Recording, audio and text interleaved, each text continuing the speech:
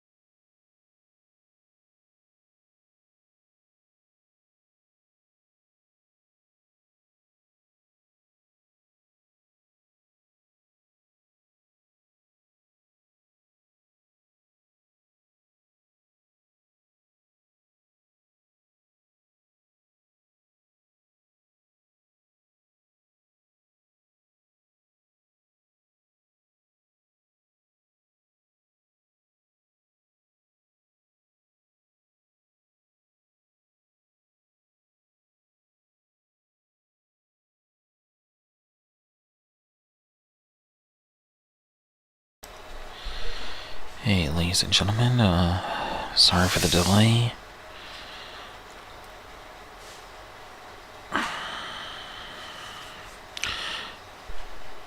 Yeah, apparently, the family decided to have movie night at the last minute, which caused a delay in the scheduling.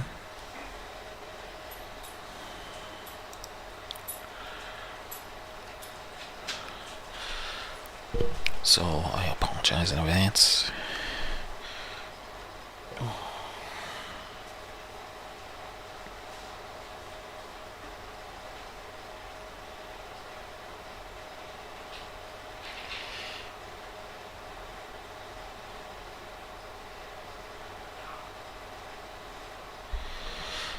Question is, can y'all hear me right now?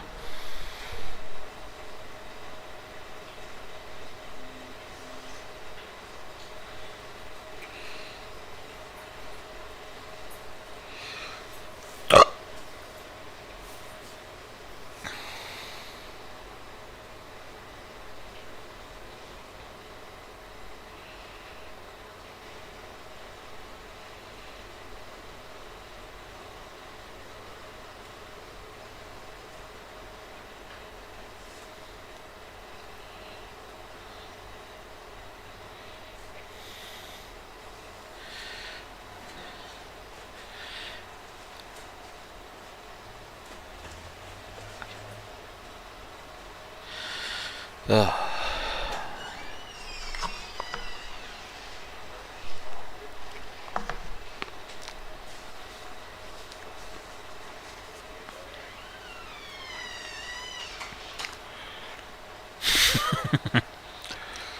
Sound like a pilot taking off.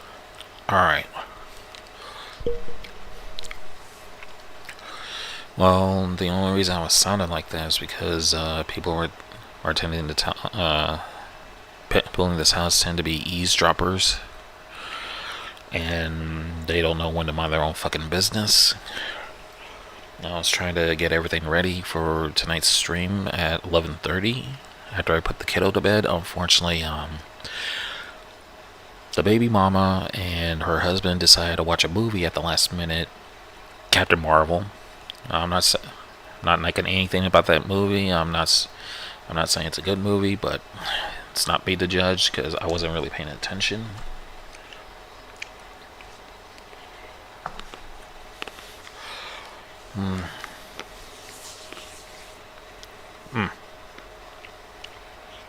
If you hear me chewing, eating Millennium Crunch ice cream from Bluebell, because that's how pissed I am. Since I can't have any liquor, I'm gonna eat my ice cream and try to be happy.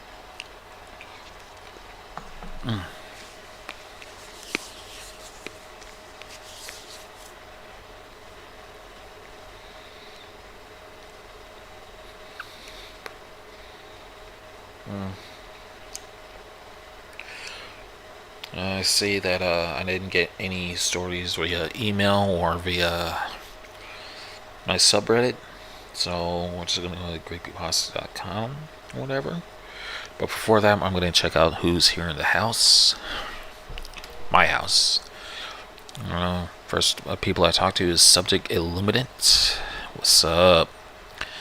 Caged Misery, aka April. What's up?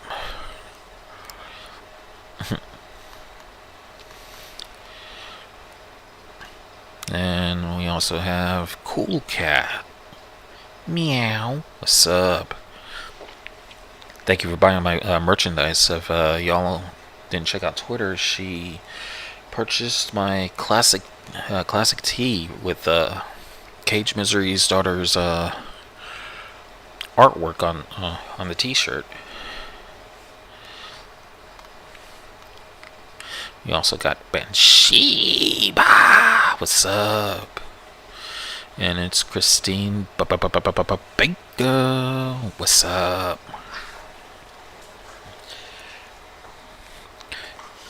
And we also have Trixie doing the whole lying on her back and spazzing out thing. That doesn't mean come over here, dog. No. You go lay down, Trixie. You go lay down. Okay? You want me to feed you? I'll feed you after the story. If I can find one. But yeah, as some of you... yeah, real life does happen to Bansheeba. But yeah, as some of you don't know... or haven't seen my Twitter... well, I only have one kid, Christine. And he's 11. I call him Monkey, so that way we don't give out real names.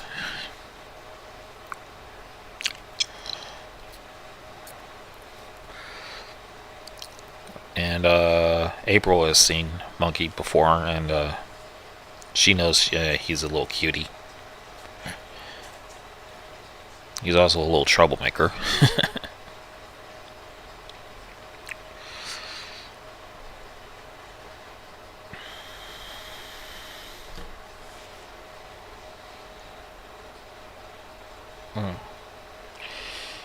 Hey, don't you back me.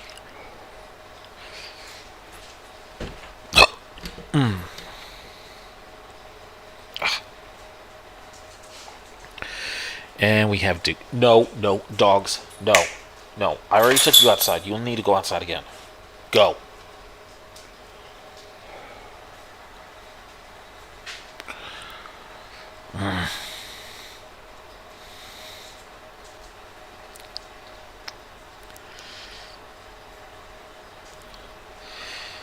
Well, oh yeah, Mia Mina, the undead ballerina. What's up? How are you enjoying my balls? Pokeballs, that is. You know I'm still gonna give you shit.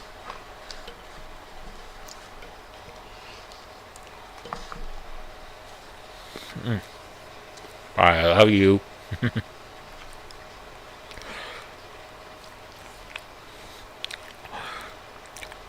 And to the lurkers, don't be afraid to show your face. Not your face, but your voice. Say something if you can. Let's see here. Beans, cryptids. Let's do a good old-fashioned ghost story.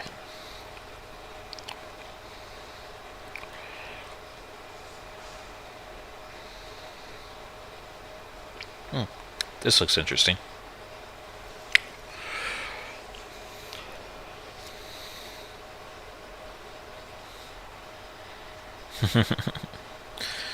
Yep. And this is another one whose name is anonymous. And this story is in no relation to another story that we all know and love. This story is called Crybaby Bridge.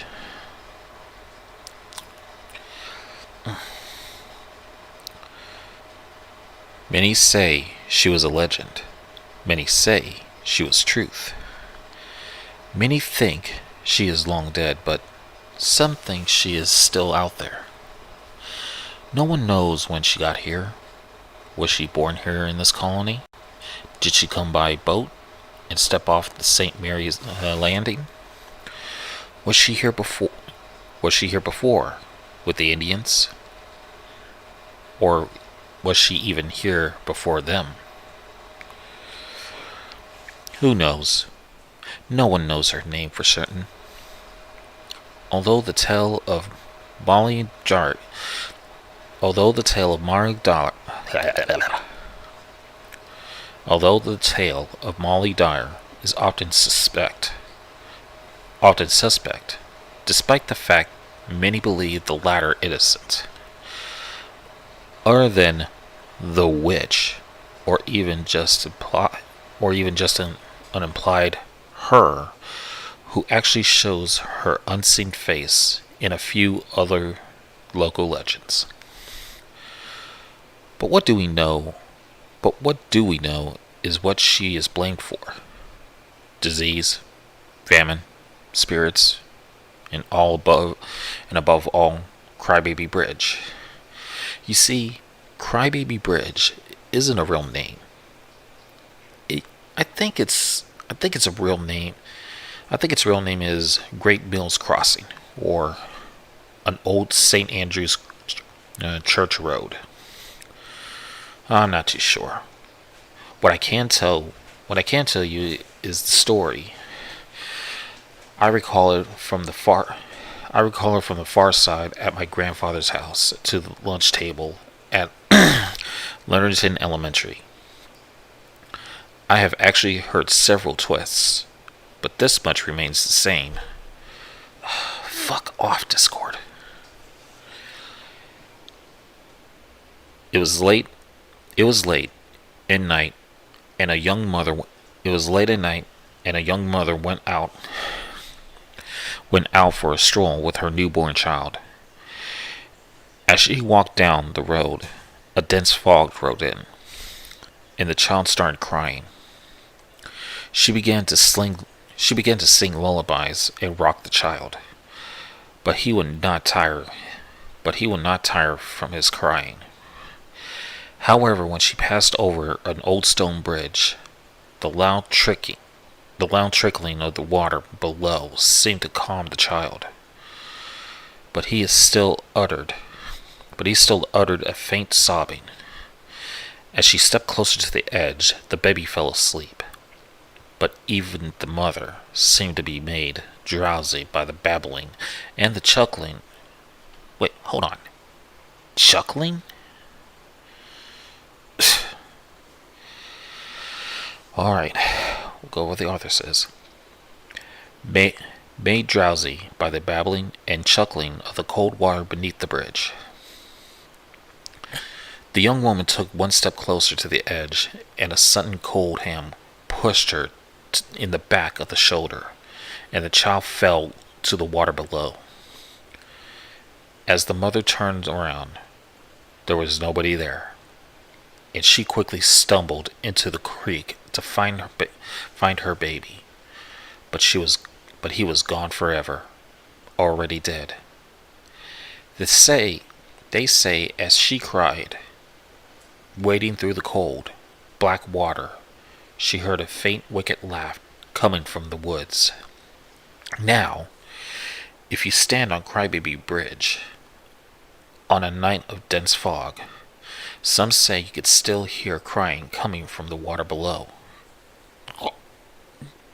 One story claims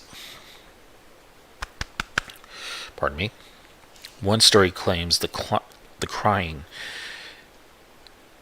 it to be the mother, but most agree the ghostly sobbing is of that of the baby.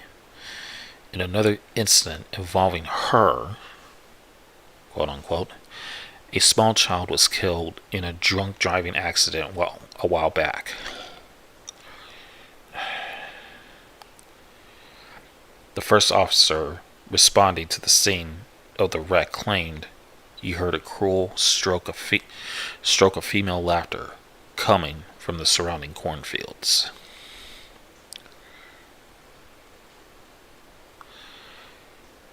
Let's see if I can find something better. That was short. A little bit of a letdown.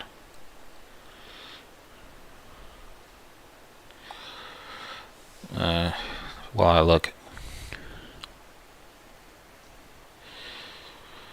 Mia says, I'm going to have to move to the bed in a moment, but I'll get you on the laptop when I do.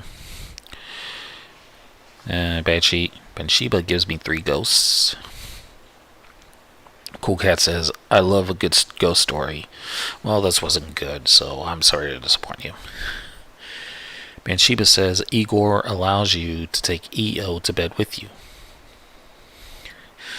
And Mia says, Igor is already asleep. He has to be up for work early in the morning. Oh, I'm hoping I'm making Igor jealous.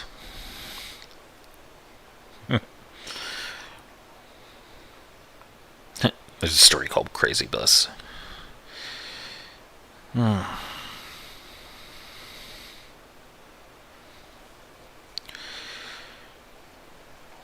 this looks like a classic. Chat room 98.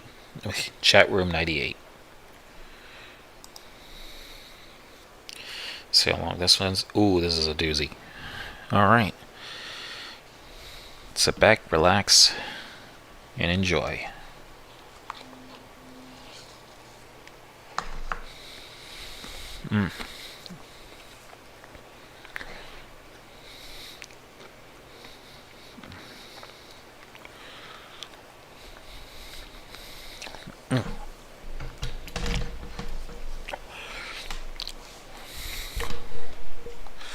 Alright. This story is called Chat Room 98.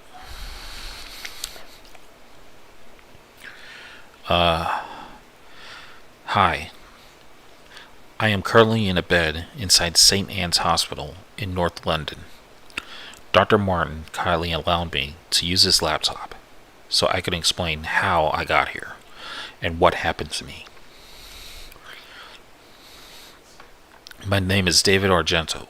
I am 16 years old, and apparently I am suffering from a mental illness of some kind. There was only so much I could take in from the doctor's words in the opposite patient's room, since I have a bloody massive headache.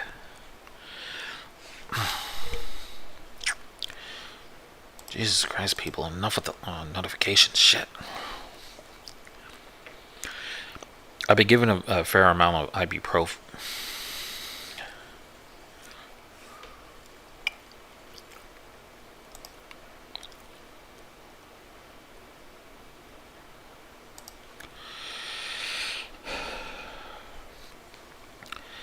I've been given a fair amount of ibuprofen, but this headache seems permanent. I don't care, but I don't care. I absolutely must get this written down at all costs. Anyways, you might be wondering how I got here. Well, here's my story. About 4 nights ago, I went upstairs to the loft and took my old school books to the burning pile. I just finished my GCSEs, and like all my friends, hated every single subject I did. Math, history, English, especially English. You name it. I really hated it. So I found the books exactly where I found them a few months ago back, or dumped, more like, in a corner that was old. There was enough dust to make the candy floss. Pardon me. There was enough dust to make a candy floss, or candy cane, or cotton candy. I scorned the moment I looked at them again, except I knew this would be the last time I had to look at them. So I collected them all underneath one arm. Disgusting. I considered changing clothes shortly afterwards. But then, something caught my eye. I'm not really sure how I noticed it, but I remember being so intrigued by it that I dropped the books on the loft floor and picked it up. It was a red CD case. It was a red CD-ROM case, about the size of an average book. There were no words of any kind. Even when I turned it over on the other side, saw it all. I was kind of excited.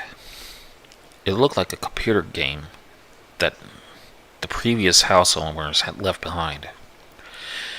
Since I absolutely loved computer games at the time, I was interested in giving it a go on my Dell.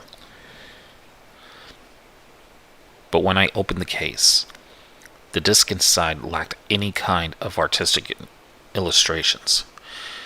Instead, just a bland white color with some text written on it in black marker pen.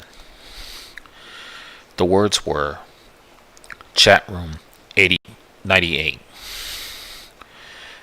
I wasn't exactly pleased when I learned it wasn't a game, but since someone had actually went through the effort of making a chat room disc rather than the vast chat rooms available on the internet, I concluded it would be somewhat different. That I got right. Having kicked the worthless books down the attic ladder, I inserted the disc inside my old laptop.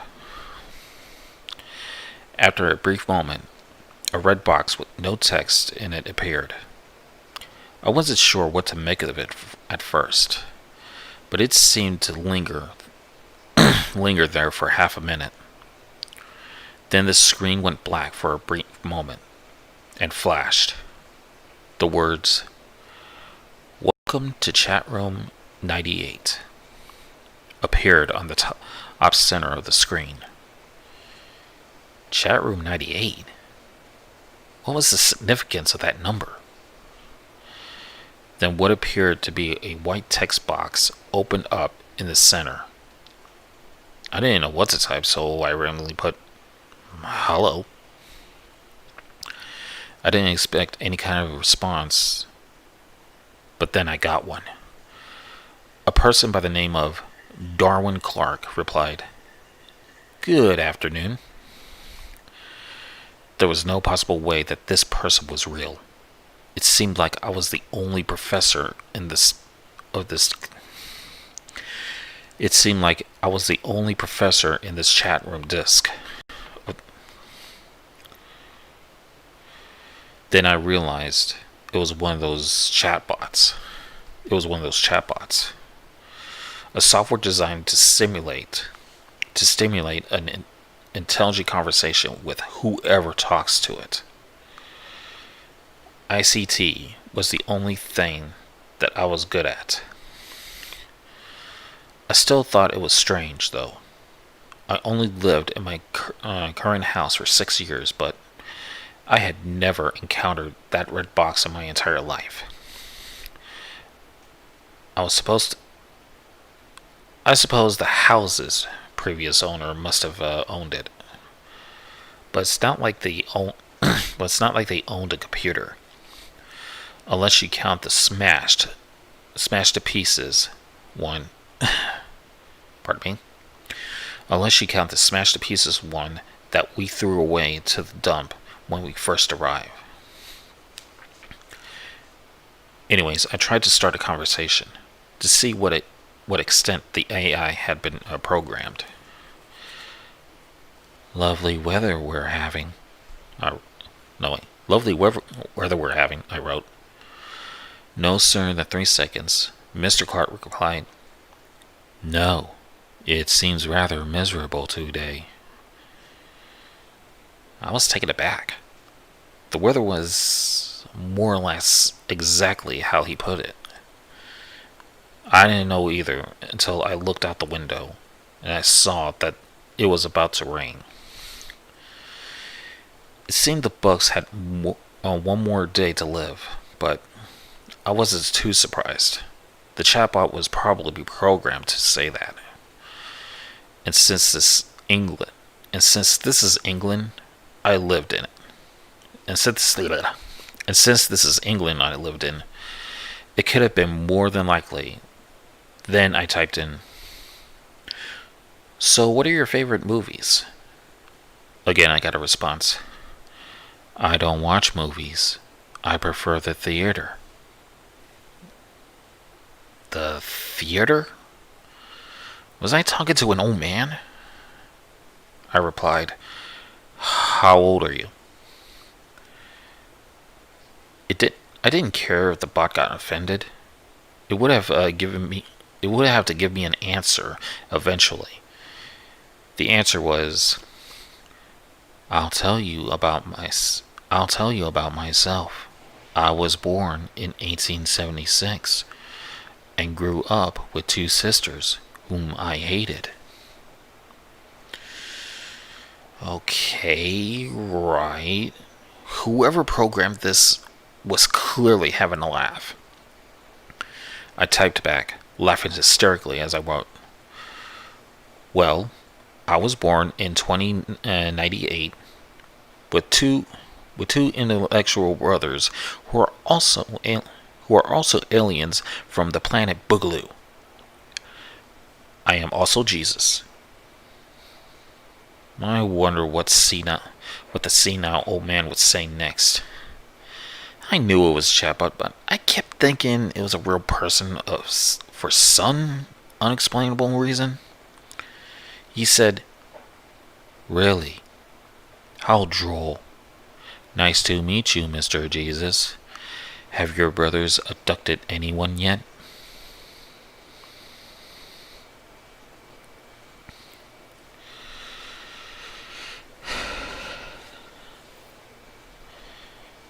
I cracked up again. Whoever made this must have done an impressive job. I typed in, "Yes, they are exactly alien pedophiles who prey on human children. You better watch out. They also have a fetish for CD-ROMs." The next reply was just plain unsettling. Clark replied, "Well, although I may appear to be a CD-ROM, I was actually a human myself. Once, until I faced judgment for my transgressions." I didn't know what the fuck he was saying.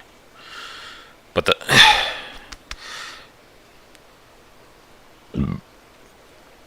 the poignant details of his description startled me for a second. It felt real. Too real. And then to my surprise, he topped another message. "You don't understand? Let me make myself plain. My sisters, whom I hated, met with a tragic accident." I was starting to feel cold. This was not just a chatbot.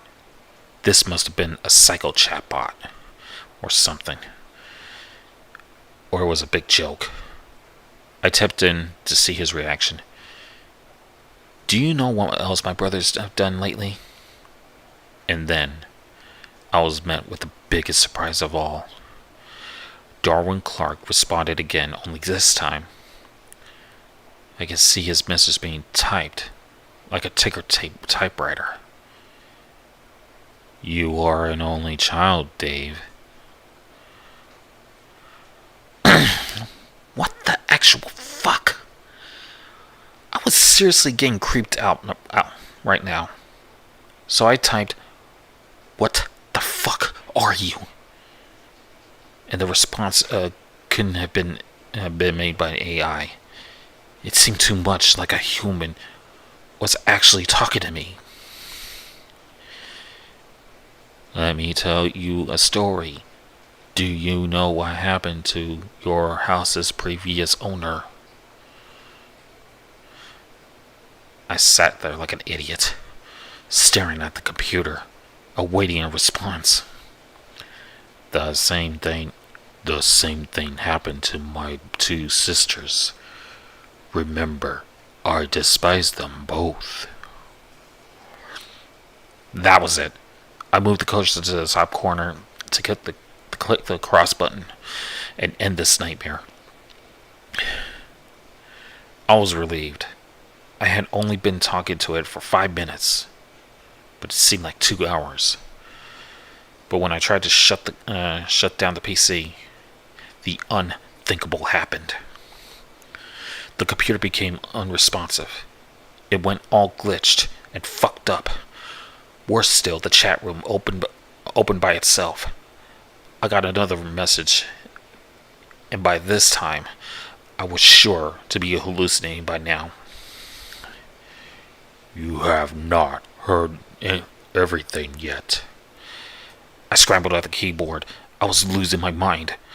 Are you fucking with my computer? Stop! This is seriously not funny. Finally, I think this is where it happened. Darwin Clark typed in again, this time in a much slower ticker tape typewriting fashion than last time. I could hear nothing more than my own heartbeat. It intensified more and more with each passing letter. My face was practically melting with sweat. As I focused more and more on the letters as they were being typed, the horrified expression on my face would have become so visible.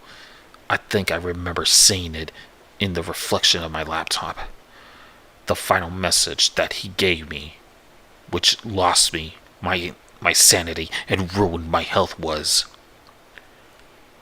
"Look behind you." I remember feeling as if everything around me was slowing down. I was really worried. Part of me knew that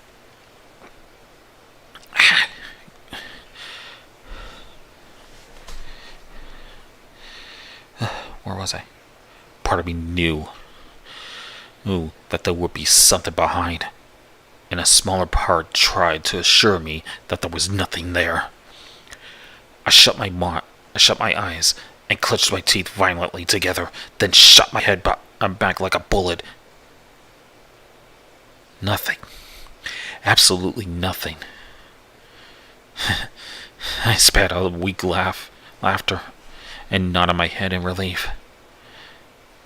And I felt like everything was safe again. Until I looked back to my computer. I must have seen it in a moment. I must have seen it the moment that I swiveled my chair. But it caught me again. There it was. There was a face. A fucking face of a man. A fucking pale white man who was grinning at me on my laptop. His hair was blonde, and he seemed to be in his mid-20s. His facial expression was the exact opposite of friendly. His eyes were crimson red. I only saw it for a nanosecond, but that was all I could take. After that, I apparently screamed violently, then fell unconscious for 4 hours. That's when Dr. Martin told me he's the guy looking after me. Fuck. He is the guy looking after me at the moment. He really doesn't know what I've been through. So here I am, sitting in a bed at 4:30 a.m., typing this story to the entire world. Even as I type, I still worry about that face. I'm still worried that the face will appear once again and scare the shit out of me. I seem to be suffering from the trauma.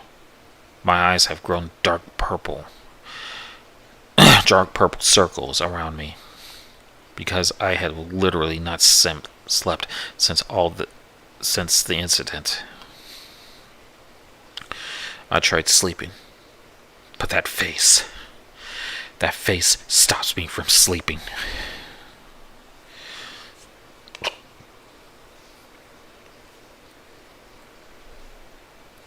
Now now that I've written this story, I urge everybody to watch out. If you see a red disc CD-ROM case, throw it away. Do not open it and do not use it. I am now going to jump out of this third-story window. I can't take this anymore. I am fucking scared. I want to die now. If anyone tries to resuscitate me, then fuck you too. And do not, I repeat, do not go looking for Darwin Clark. He may or may not be real. But he can drive you insane. You have read this message. Do not look for Darwin Clark. If you find him, you will lose your mind.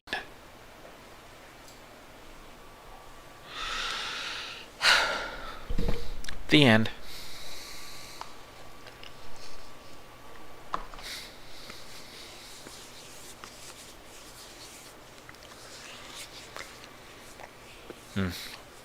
Probably should have just finished this ice cream before starting the stream. Look, it's Meow. Or as I like to call him, Meow Meow. What's up? Onyx Vale. What's up? Oh, it's okay that you're late, dude. I mean, I was running late because earlier I wanted to start the stream at 11:30, but unfortunately, Baby Mama and her husband decided to watch Disney Plus over here in the living room, and I eat, sleep, and work on YouTube videos in the living room. And the movie went past the time I was scheduled to. Start the live stream, and that kind of pissed me off.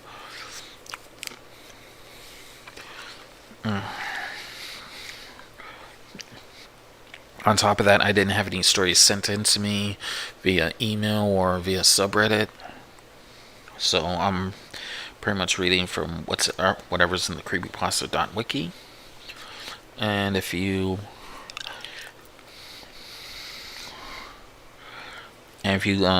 people do have some stories you want me to read, whether you're an author or just a fan, just give me a suggestion, and I'll see what I come up with. Yeah, that's a little bit of a delay. I'm gonna type this out.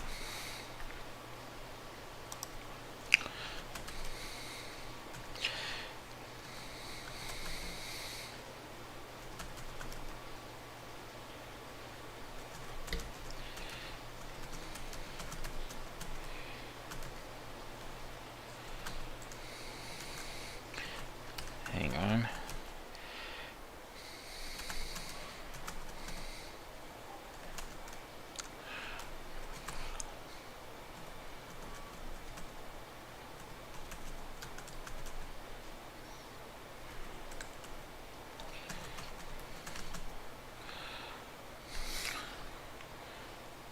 Okay. So I'm gonna put my email address in the chat. So if you want any stories narrated by yours truly, just send them there, and I'll look them over and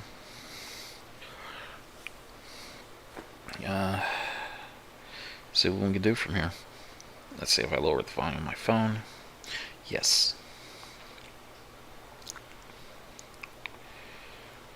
And I just want to let each and every one of you know that I love each and every one of you. Especially the lurkers. If you're out there, just go ahead and say what's up. And it's probably going to say 12 watching, but that's just me checking my own stream, because, I like to check my own stream count.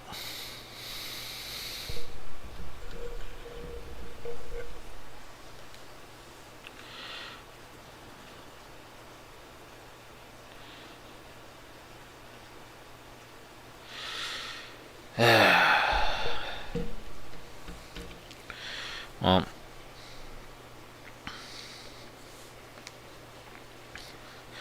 I'm sorry if you didn't. Well, I'm sorry if you didn't find that one scary. Uh, Onyx.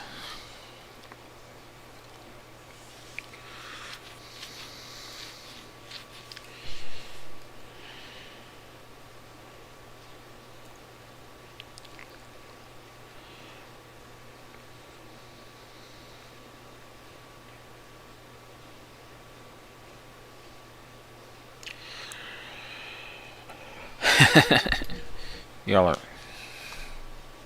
y'all are insane.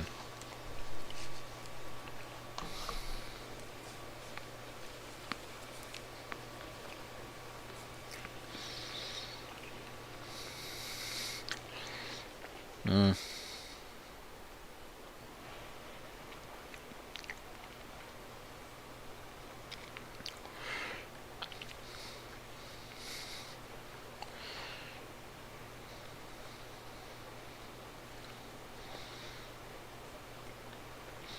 Yeah, apparently.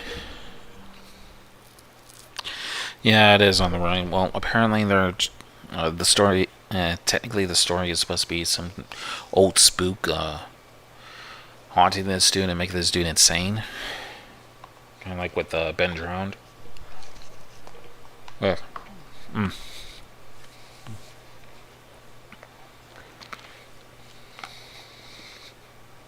Which I might consider.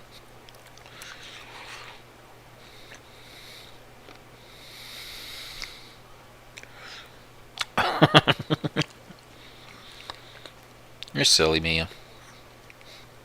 But yeah, I may consider doing Ben Drowned at some point in time, but I also have other ideas. I got other stories that I've been given permission by Bo, formerly known as Bo Whiskey, and I got a story from the Lizard Queen that I'm gonna edit. Oh, and I recorded a story for the Horror Hive, which will be coming out soon. It'll feature me and Matt Catter. These stories are part of Reaper's Horror's Tales. I forget what he calls them, but if you haven't done it yet, subscribe to the Horror Hive, and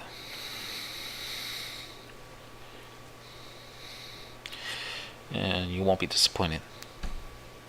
Aww, Mia pouts.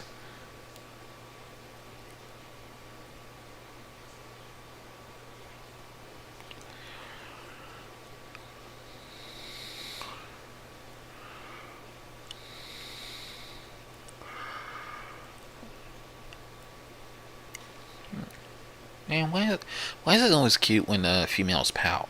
I don't get it. I don't know, I just find it cute.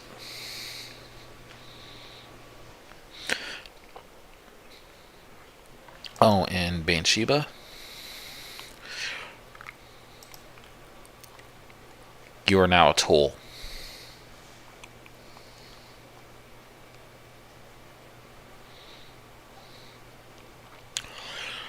Yeah, I know. Me and Matt Cat are in the same video.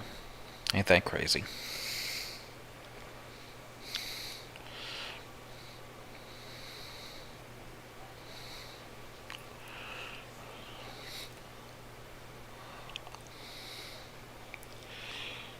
Oh, mm.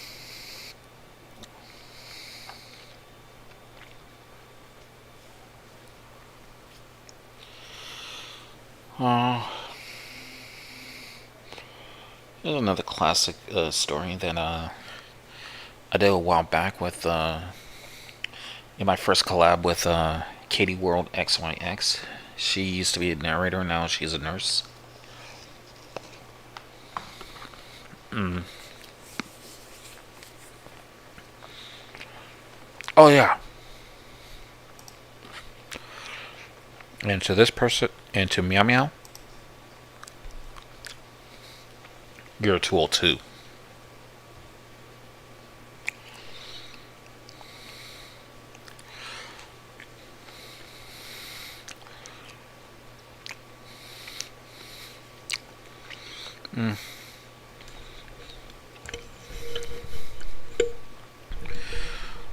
Well, you can catch him around Bansheeba. I mean, he usually DMs Dungeons and Dragons every Sunday or Monday, and he usually streams sessions on Twitch. I don't know. When I get a chance, I'll DM you his Twitch link and or just like post it on in your server.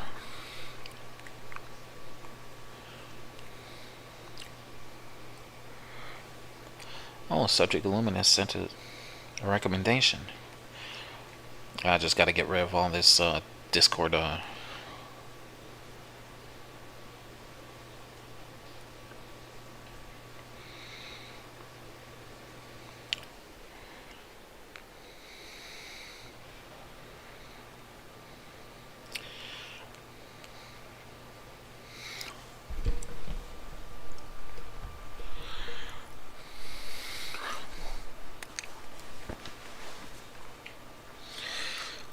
Oh.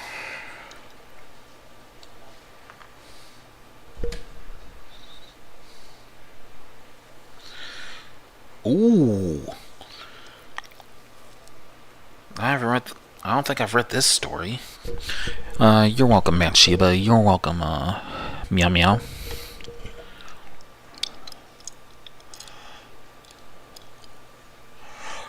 Hold on, I gotta send a message real quick.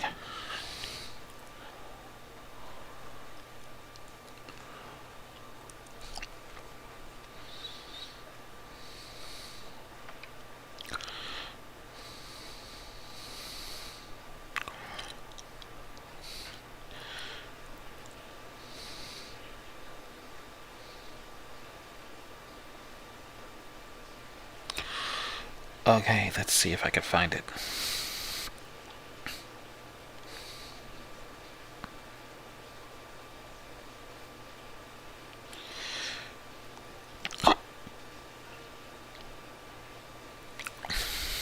Oh. And what kind of ice cream, Mia? It is called Blueillium Crunch by Bluebell. It's a vanilla flavored ice cream with chocolate and caramel chunks, pecans, almonds, and walnuts. That's why I said almonds, not almonds. God damn it. Hang on.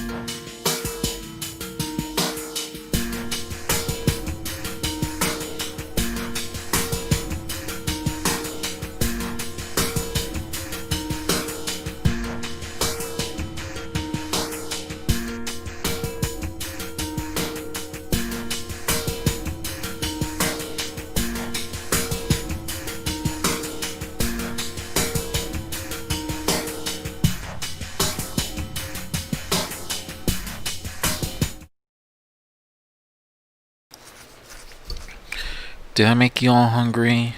Oh, I'm sorry.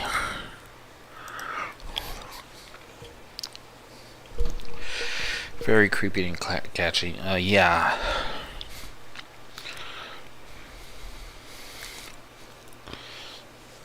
Yeah, it was actually used for a story by Mercury the Scribe called The Devil's Dog. But she actually used that song for her version of the story because she is the author on her YouTube channel. Originally, it started at a house party, and I was going to make it to where the music transitioned from one song to another. The original first song I had that video for, I wound up getting a copyright claim, and Cage Misery knows it by heart. It was used for that song was used for the story Mandy Wilson. And I don't know what that, and I don't know if she got a claim on that yet, but I got a claim on it, and I had no choice but to take it down, fix the audio, put in the whole song, and then just slap it on there.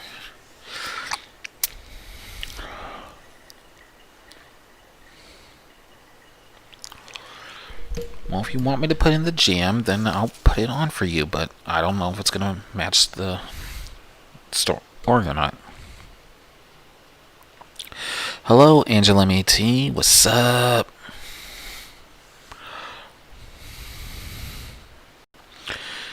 Oh no, I gotta. I'm still trying to figure shit out with this.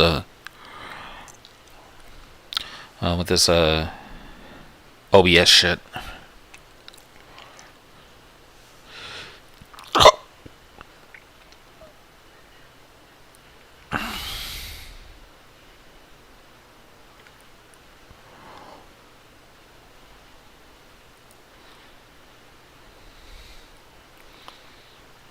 The fuck?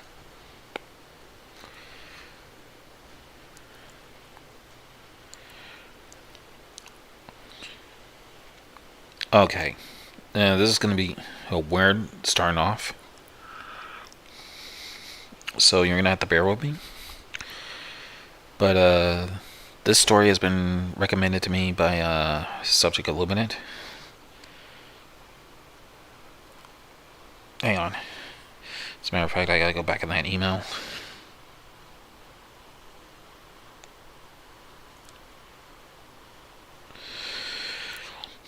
But yeah, this next story is called Anansi's Goatman Story. Here's my story. Be 16. Be black and have family down in Alabama. They farm and own a huge amount of land down in Huntsville. Uncle owns a big house and a bunch of trailers they put out in the woods for hunting or camping. Down south cousins suggest that we go out there to camp. We know I'm a city kid from Chicago, so they tease the fuck out of me. Collect food, kill a pig and some chickens, and bring necessities out to camp out for a few days.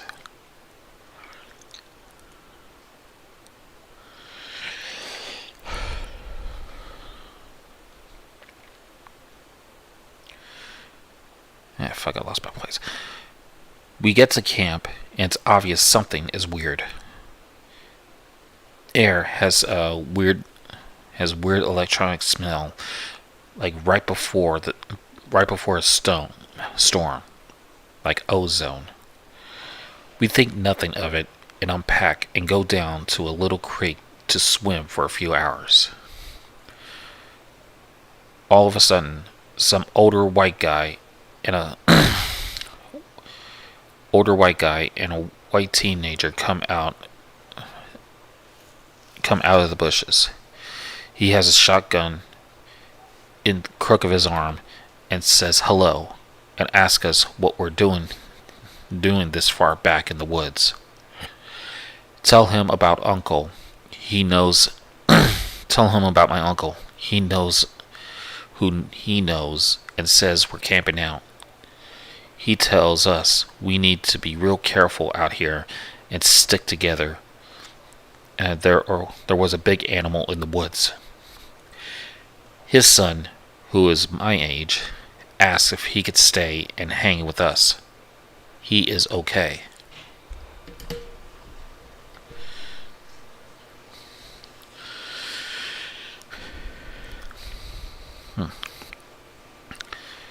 I'm going to start. I'm going to stop green texting because the story is fairly long, and the format is harder to write in. So we so we end up playing football, dicking around with me. There was there was the white kid Tanner, five of my cousins, and and then four of their friends. In total, there were five girls, six boys. We were all around 15 to 17. We ended up just sticking around the day away. We ended we ended up just dicking the day away. So we headed back to the camp and pulling out some stuff for a campfire. Even though the trailers both had kitchenettes, Tanner says that his family's property sits up against my uncle's. He wants to run home and ask his dad if he can come out camping with us. My cousin Rooster says he is going to go with him since it's going to get dark soon. One of the girls also wants to tag along. It's about 7 o'clock and it's starting to get pretty dark. They take flashlights and take the trail towards Tan's property. The rest of us chill. We make s'mores, drink, and kiss on the girls. About 30 or 40 minutes later, there's the smell of ozone again. You can smell it. Pardon me.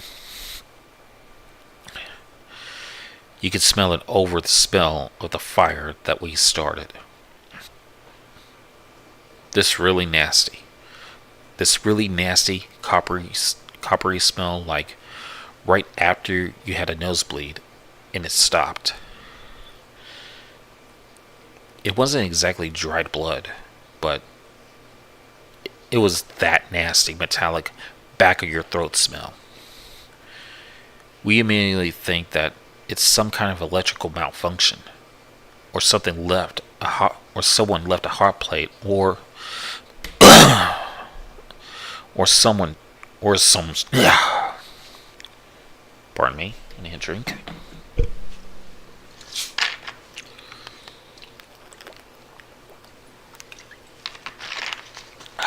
Okay.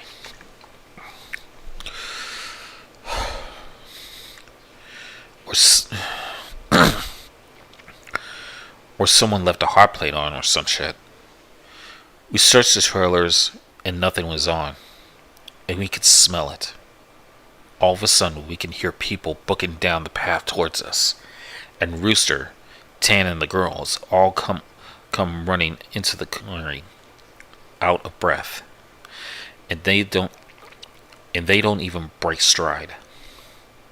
They all run into the trailer, right by where the fire is.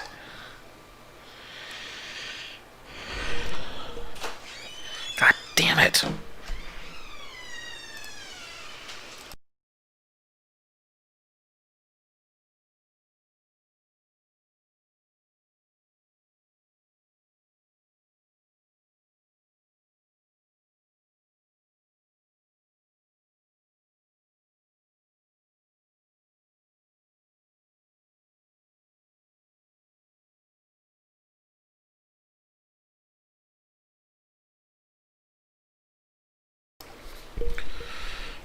So sorry about that. And they don't even break stride. They all run into the trailer right by where the fire is.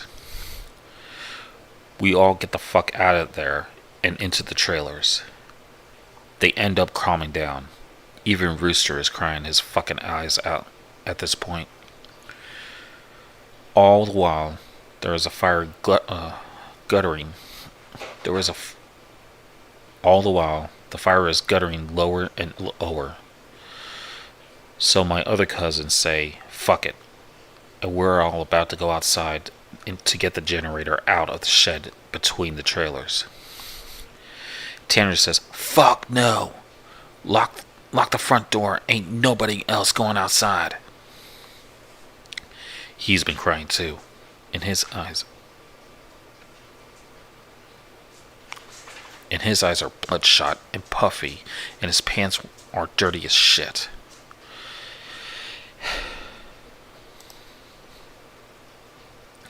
He goes on to tell us that they went up to his house, and his father said sure.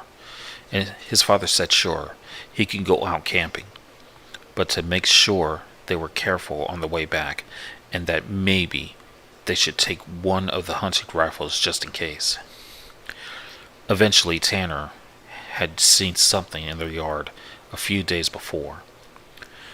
More than one of their pigs had come up, ripped up, and half eaten. They assumed it was just some big cats or coyotes.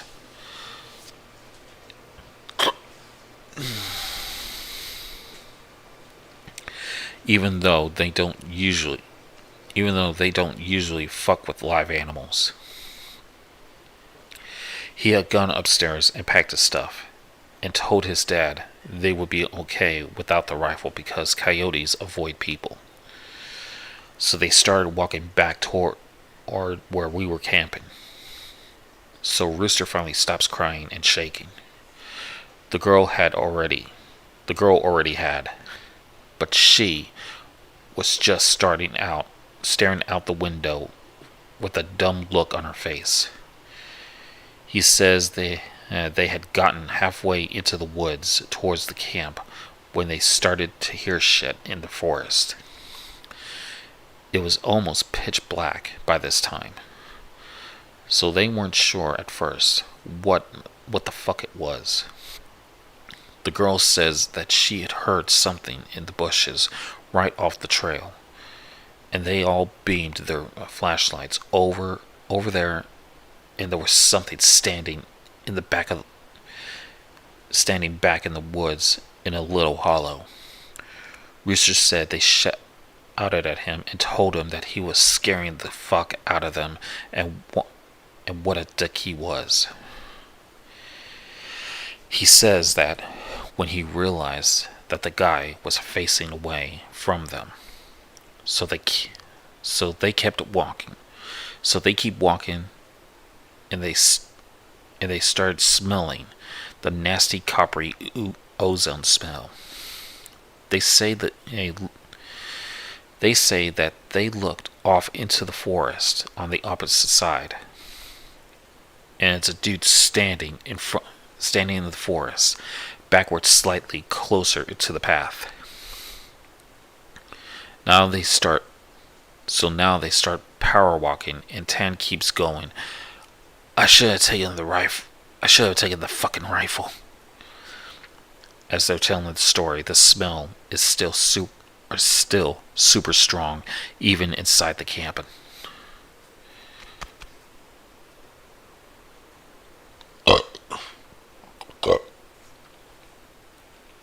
They say that after they started walking faster, a kind of a low gibbering had started coming from both sides of the wood. And as they started booking it back to the trailer, the girl said she had flashed her flashlight out into the woods to the side of them, and had seen something jerking itself through the woods. The gibbering just got louder and louder, and when they could see the light from our campfire, something had come out of the woods about 40 yards behind them onto the track, and they had just flat out ran as hard as they could to the trailer. So we're out here in the fucking woods, and we're assuming at this point it's some rednecks or some some shit trying to fuck with us. All of a sudden, my other cousin, Junior, starts going on about how he went to how he went to school with a native kid that was telling him about the goat man or some shit. We promptly tell him to shut the fuck up because we don't need any spooky talk right now. But he just keeps going on and on about how it is the fucking goat man and how we're in his woods and blah blah blah. Now at the time I had never heard of this goat man or any of that. But then a couple of years ago, the year before I graduated from college, I had a menom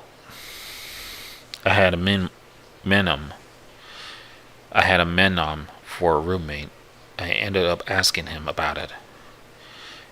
And to sum it up, it's basically a fucking man with the head of a goat, and he can shapeshift, and he gets among the groups of people to terrorize them. It's also supposed to be kind of like a Wendigo, and it's bad and it's bad mojo to even talk about it, and even worse if you see it. Keep in mind, I don't know this back then when I was 16. So my cousin is going, hold on.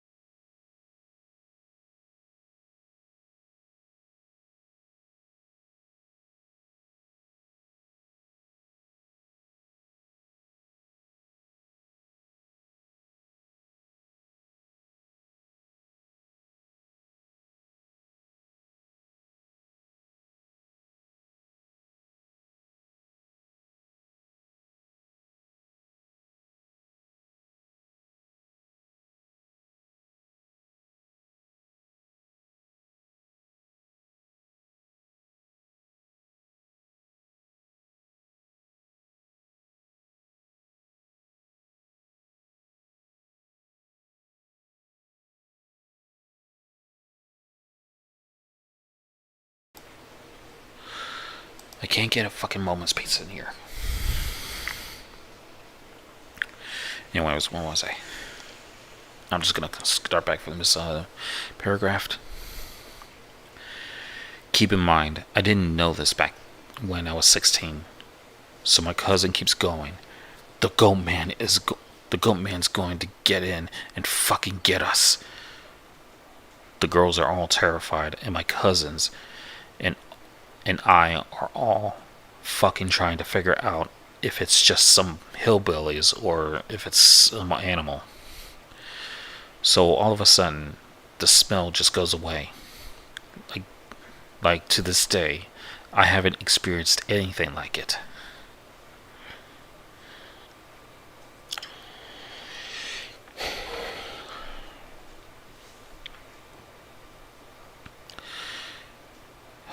God damn it, Jeff. God damn it, Jeff. Like to this day, I haven't experienced anything like it. Like usually smells fade away or lessen. It just literally was there. It just literally was there 1 second and then not the second. So it's after an hour, making it around 9 or 10. We stopped shitting bricks enough to go back outside and stoke the fire again. We figured it was just some assholes trying to fuck with us. So we don't go back home. Because we think if we do, it'll chase us through the woods or some crazy shit. Nothing else weird happened that night, and we stay another night. For the main part of the night, nothing happens. At about 1 in the morning, we're outside getting drunk and telling ghost stories. as as someone who's as someone is finished some too spooky story. I don't remember what about. The smell comes back. It's just fucking it's so fucking strong that that one of the girls is literally that one of the girls literally starts vomiting. I stand up, and you can actually feel how clammy the air is. I say we should get inside, and this isn't right. We should have just fucking left. We all go back inside, and we're standing around. My cousin just keeps going on about how it's the goat man. And my cousin Rooster tries to shut him the fuck up. And all the while, I'm just feeling that something is wrong.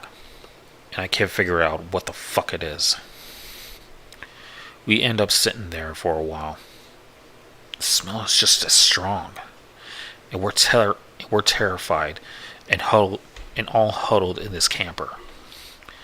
We end up cooking brats for everybody because nobody wants to go outside. It's one of those packs of 4 brats. We have a total of 3 packs. I grill them up on a stove and give everybody a hot dog. I guess I get mine. After a while, one of my cousins gets up and goes over to the pot and to get another. He starts grumbling about how I get 2 brats and everybody else just only gets 1. And I look at him like he's fucking stupid. I tell him that everybody only got 1 because there were only 12 brats. If he wants more, he should open up a new pack and cook some more. That's when the girl had been out with Rooster and Tan just starts screaming. Oh Jesus, oh Lord, get it out, she's crying and shivering. And then it dawns on the cousins standing up. What the fuck is wrong? Me and him both glance around the room, and then I feel my heart fucking sink. I run the fuck out of the cabin, and the girl runs out with us. The trailer door is banging against the side of the trailer as everybody books out of the cabin. One of my cousins or friends asked us what the fuck was wrong. I started counting us. There was only 11 now. Ah shit, you know, my cousin verified. There had been 12 people in the cabin.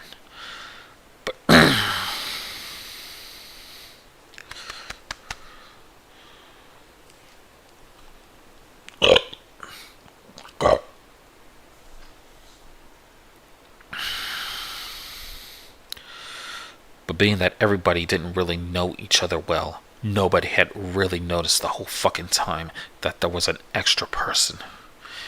Then I realized earlier that I had kind of noticed something was off.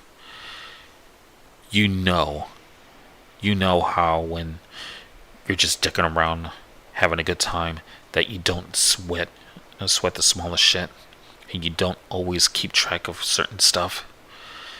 I'm dead sure that someone else had been there, had been in the trailer with us, and that they had been there for at least a fucking day, eating with us. What makes it worse, I can figure out which one because I don't think anyone ever actually interacted with the other person, the goat man. I keep praying to Jesus. The girl keeps praying to Jesus, and we're all sitting outside. Eventually, we get big ass sticks and go back in the cabin. But there's no one there. But nobody was there. But there's nobody in there. We count again, and there was 11 people. We go back into the trailer and lock the door.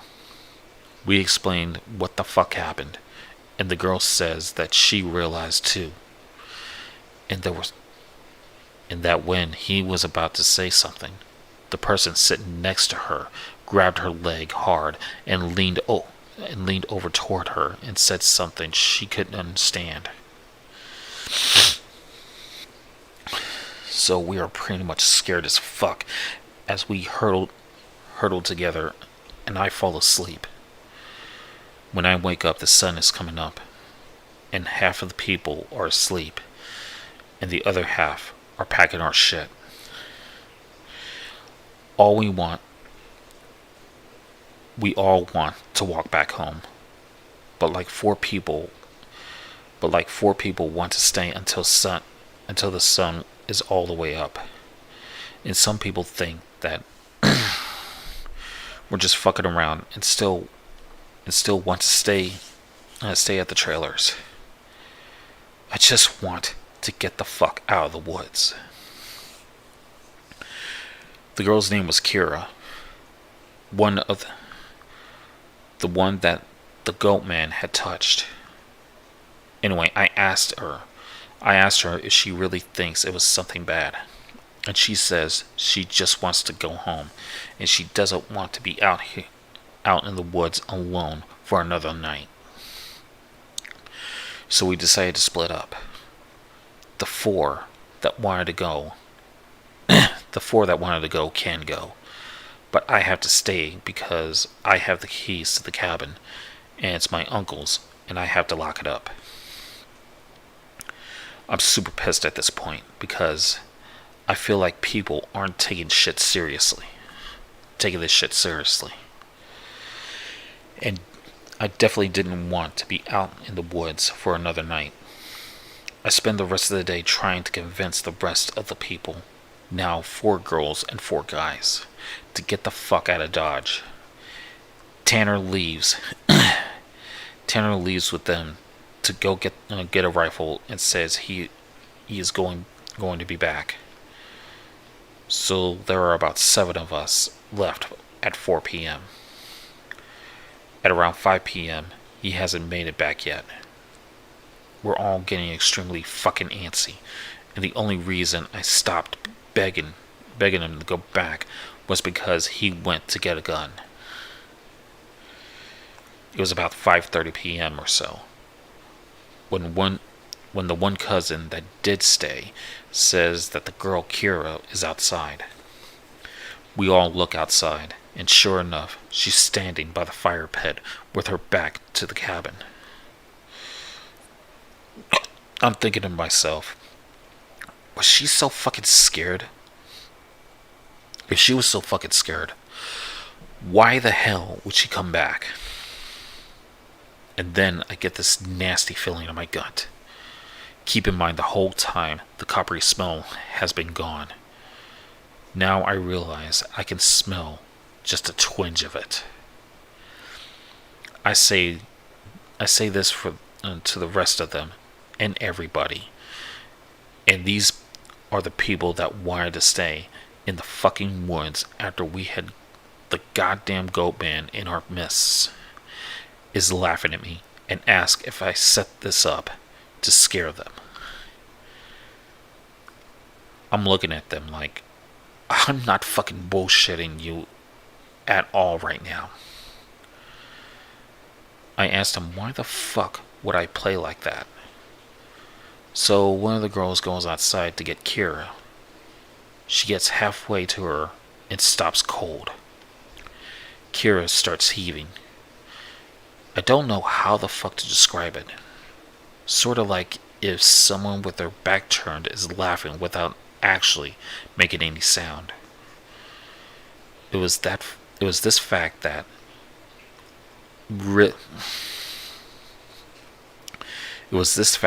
actually made me realize there was not a fucking sound in the whole woods. It was dead silent. This was like later in September, so it was still fairly hot at the time. But it was super chilly some days too. And you can and you can fuck, and you can usually hear big ass geese honking, or some kind of birds or squirrels chit chatting.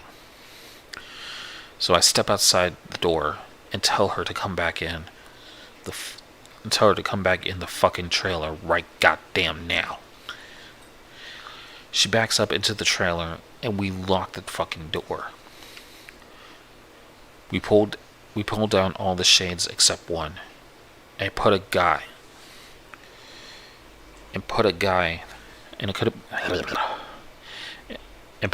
there in the chair to watch her.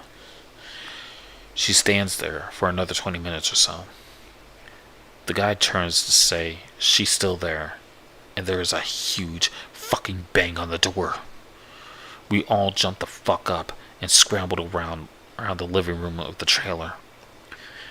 The banging is super fucking loud. So now my cousin is holding one of the girls, and the other two are kind of giggling with nervous laughter, and me and the other two guys are shitting bricks. Then we hear Tanner, "Let me the fuck in! Stop fucking playing!" So we go over to the door and open it, and he stumbles in with the rifle. Nobody else is outside. Eventually, he had walked up to the campsite. Nothing weird happened in the forest, but he had seen a girl. Mind you, he said it was not Kira standing there. When we had gotten to the edge of the clearing, she had turned towards him with a slack-jaw look and just stared him down, slowly tracking him as he walked around the outside of the clearing towards the camp. He said it wasn't until he was almost halfway to the trailer he had realized that she was getting closer to him. She had started off by the fire, and without him even seeing her move, she had been turning, inching closer. He said he ran the rest of the way. Back to the cabin, thinking it would open. When he got to the door and it was locked, he turned and it was about half the distance to the door. He looked around the room and then gets super pale. He pulls me to the side and whispers in my ear, "You know there are only 7 of us in here, right?" I get that feeling where your stomach drops to your nuts.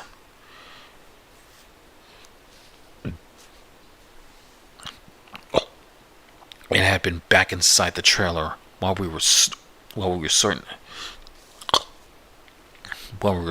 out who was going where. And then when we all went outside to talk earlier in the day, it has stopped. It had just slipped right back in. We looked out the window and there is nobody out there. So we recount everybody, and then basically I go over and ask everyone how many people were here earlier. Everybody says 8. I say, well, how many people are here now? They all do the count and then realize there were only now 7 people in the cabin. So Tan had brought back a couple of boxes of ammo and his rifle, and he had told his dad that there was some kind of animal in the forest because he didn't think his dad would believe him if he said it was Goatman. He says that his cousin is supposed to be coming down in a few hours, and that in the morning we can go back to his place and his cousin will drive us home. Now I'm really fucking terrified. But I at least feel better because we can be American and shoot the fuck out of whatever it is if it comes back.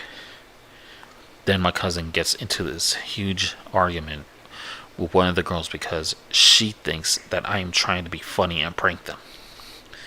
And then she gets really scared and that I'm not funny. He keeps telling her I'm not that kind of person. And she says, well, how do we know the girl wasn't just Tanner in a wig?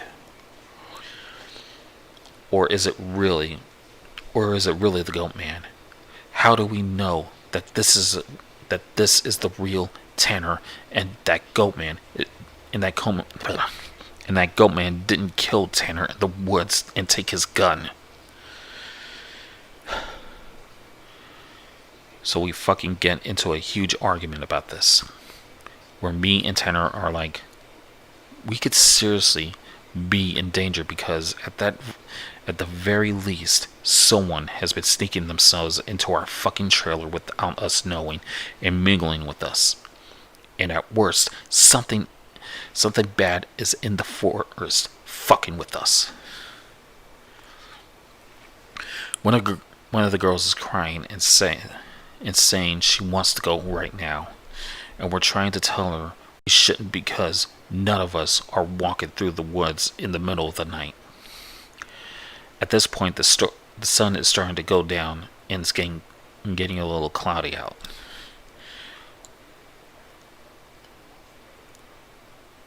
We eat something.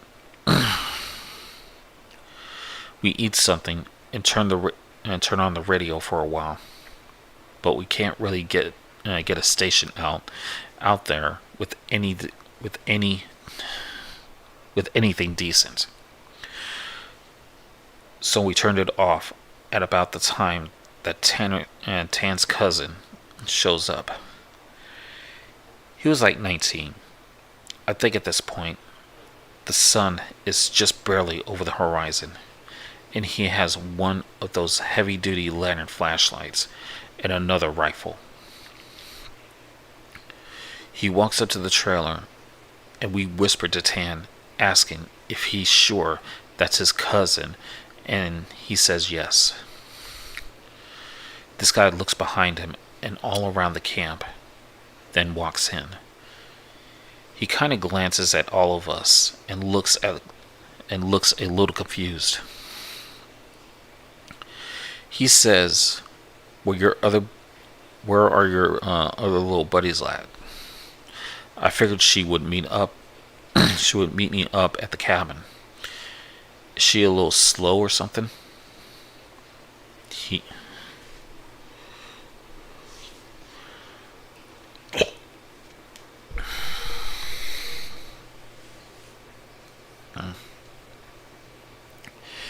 He also asked whether we had been cooking blood in the cabin, because it smelled like blood and hot pans all the way up the trail. We were all like, fucking nope. But we asked him what the fuck is he talking about with the girl he saw. He had come down the same trail Tan had been using, and he had come up on one of you guys' buddies standing in the middle of the trail, looking at him slack-jawed. He had asked her a bunch of questions, but all she did was just look at him. Then she smiled at him, and he said he kept walking. She couldn't seem to keep up with him, and kept lagging a little behind him. He said he asked her if she was hurt or something, and if she needed any help. But she continued to stare. Eventually, he had been walking and turned around a bend in the trail. But when he turned around and went back to see if she was okay, the trail was empty. He assumed she had taken some shortcut through the woods to our trailer. We tell him the whole story of what was going on. I half expected him to say we were full of shit, but he just listened and then sat down on our couches to the living room. Tanner's cousin gets back. Tanner's cousin gets back to the girl. Tanner's cousin gets back to the girl. He says when she had kept trying to lag behind him, it had kind of weirded him the fuck out. And so he tried to keep her in front of him. But no matter how slow he walked, she was always lagging a little behind. And that she smelled this nasty, and then he smelled this nasty smell, and it got stronger as he got to the camp. Eventually, it really got strong. She had said something really low that he didn't catch. And when he had turned around, she had been right the fuck up on him. And he stepped back from her.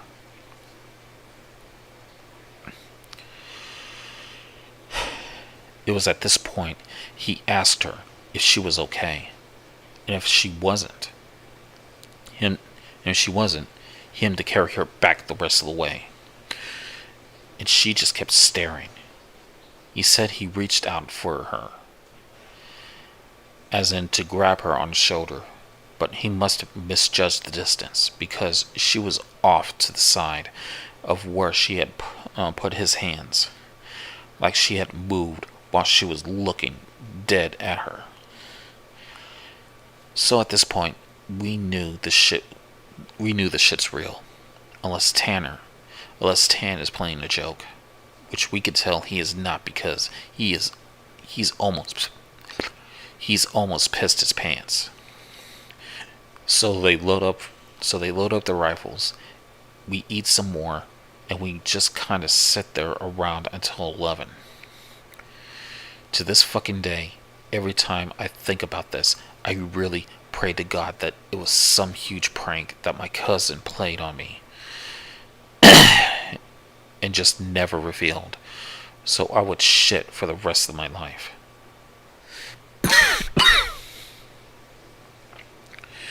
At around 11, the stink of copper turns into an actual nasty, gross blood-like smell, like cooking blood and singed hair. Tan and his cousin Reese get the fuck up instantly and grab the rifles. There's like a half knocking, half clawing at the door, and I shit you not, there is a voice, and it sounds like when you see those YouTube cats and dogs whose owners teach them how to talk. It says in this halting, weirdly toned voice, "Let me the fuck in. Stop fucking playing." It made me fucking nuts. It made my fucking nuts creep up against my body. And one of the girls just starts crying and calling out Jesus. It was so fucking obvious, not a person talking. It was so fucking obvious, not a person talking. It didn't have the right cadence, and that's some shit that I never realized until that moment. But all the people have a certain cadence when they talk, no matter what language. All people have a certain kind of rhythm of talking. A certain kind of rhythm to talking. This shit didn't have any kind of cadence or rhythm. One of those YouTube cats, that's what the fuck is sounded like outside. So now I'm full on terror mode. We kept yelling outside, "Who is it? Stop fucking around, man." It just keeps saying, "In."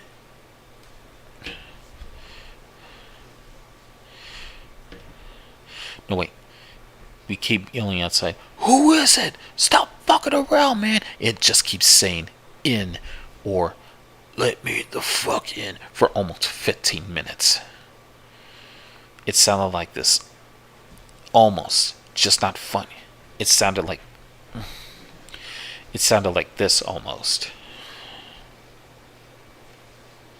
Hang on.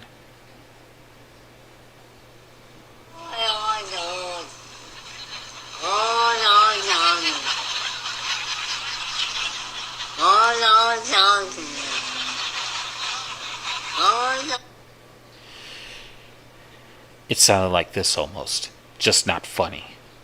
Sorry for being on a tangent, but if you can't imagine how this shit sounded, then you can't imagine how fucked up the whole situation was. So then the smell goes away for a while. And for and for the next hour or so, you can hear someone basically creeping around in the woods and shit. Every couple of minutes every couple of minutes they'll come back to the door and say something. Finally, when the smell fades away, it's around 2 in the morning right now. Reese says, "Man, fuck this," and opens the door and walks outside his rifle. Walks outside with his rifle. He fires a shot into the air and says something to get the effect of, "In the name of Jesus Christ, go away." He fires two more times.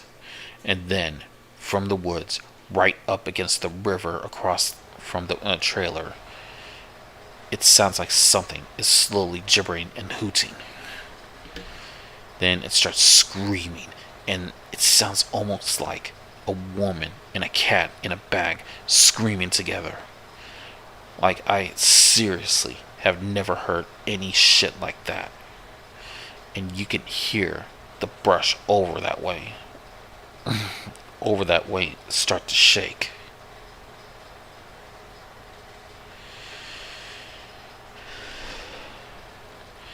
Reese fires over into a tree line and then starts backing into the house. We lock the door and we can hear this shit keen and screaming. Reese says something had come out of the bushes, super low to the ground, and crawling towards the camera. He had shot at it. Pretty much that was how the rest of the night went. It was literally screaming constantly for the next 2 hours. But we could hear shit moving out into the tree line. But it never came back up to the cabin until everyone had finally fallen asleep. Tan had been sitting in the chair watching the door with his rifle. No one else heard or saw this. Then he told me 2 days later that after the whole thing was over, he said he had been nodding off after the screaming and noises finally stopped. He had been almost asleep when he saw someone come out of the bathroom and then lay down in the middle of the floor and go to sleep. He just assumed it was one of us, and he had nodded off. He then said he kind of realized something was wrong, and while pretending he was asleep, he counted us. There were 9 people in the cabin. He basically didn't want to try to shoot at the fucking thing in the cabin and have it kill us all then and there, or have Reese wake up and start shooting, and then we kill ourselves. So he just stayed awake all night pretending to be asleep. He said sometimes I would stand up and kind of do this weird jittering.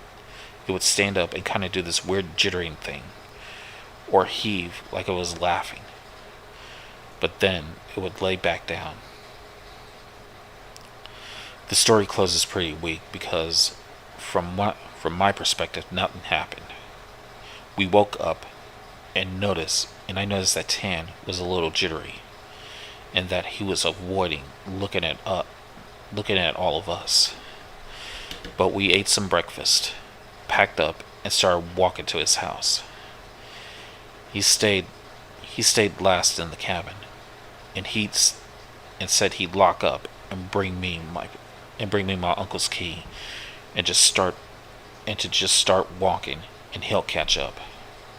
which I really want to fuck, which I didn't really want to fucking do. We got a little bit of, we got a little bit up, no, fuck, we got a little bit up the path, and when he came running up, basically, we just jogged back to his house. His cousin took us home. There was a window in the bathroom. Tan had gone back to lock up and looked in there. We were too stupid to lock a screenless window. The window was fucking up when he went in there.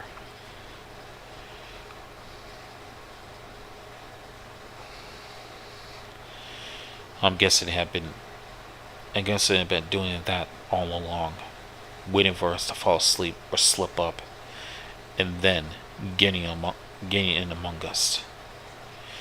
It walked with us all the goddamn way back to his house. And then he said it locked to the back of the group. It looked him dead in the eyes before walking into the woods.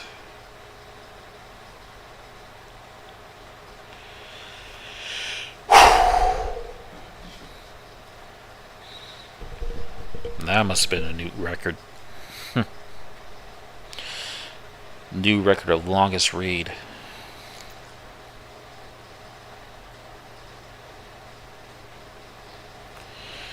Alright, let's go back to the chat.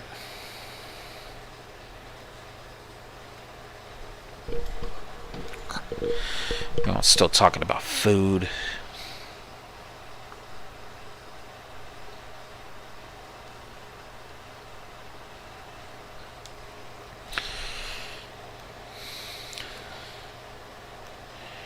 See.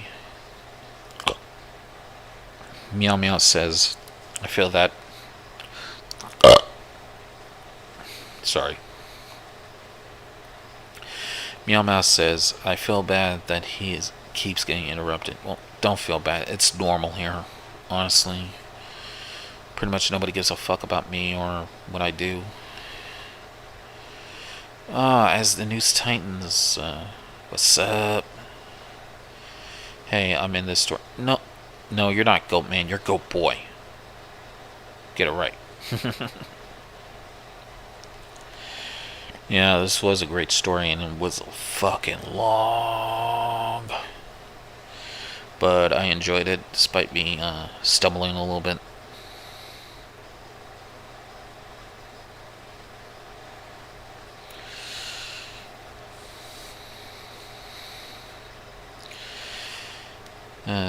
Subject Luminous says, this was a classic.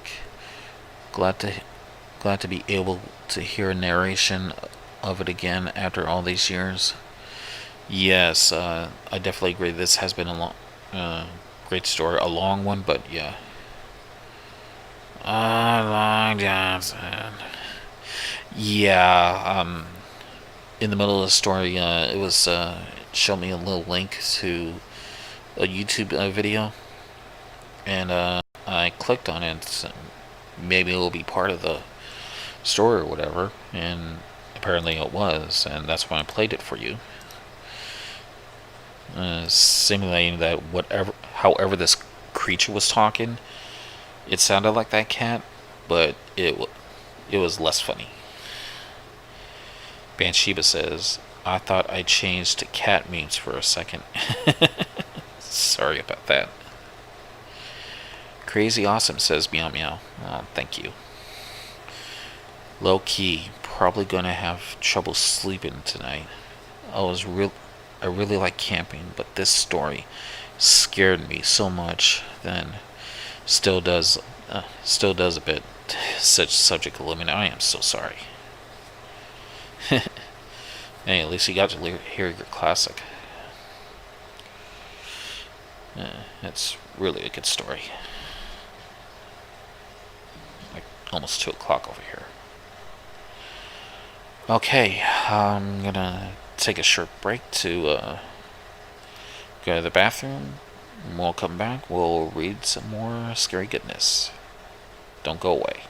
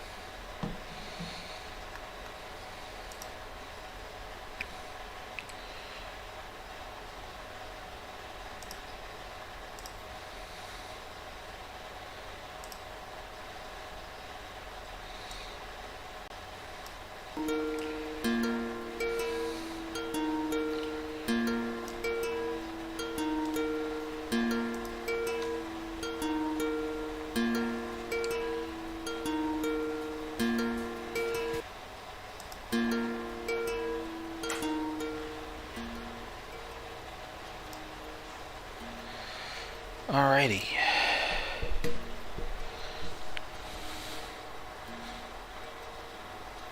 Alright, I'm back. And by special request, this song will now continue to play in a loop until I get some more freemium music.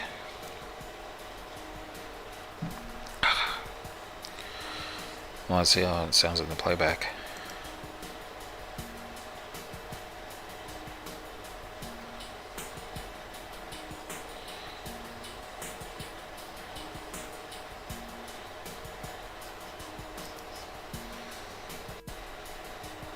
Okay, it sounds good.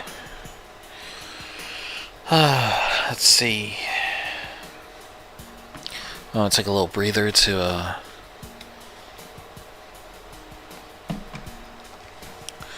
drink some water and try to wet my whistle a little bit. Because while I was narrating the story, my throat kept getting dry and my jaw felt like it was getting unhinged. Oh, thank you, Banshiba. So I'm just gonna take a little break while I look for another story for every one of you.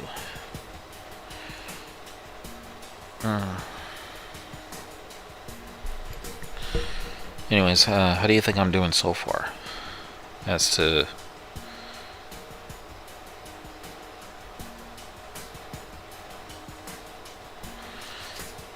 how my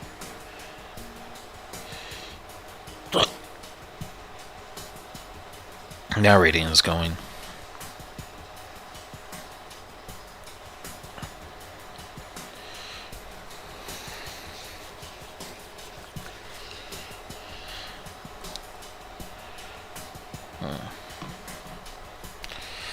You know, I usually just do the usual tout of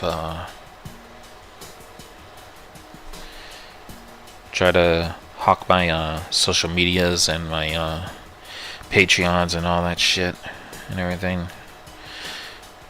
Thank you, Subject Illuminate. But I also have a bunch of mods who also post the same thing to my social medias and my oh shit. I forgot I raised my volume a little bit.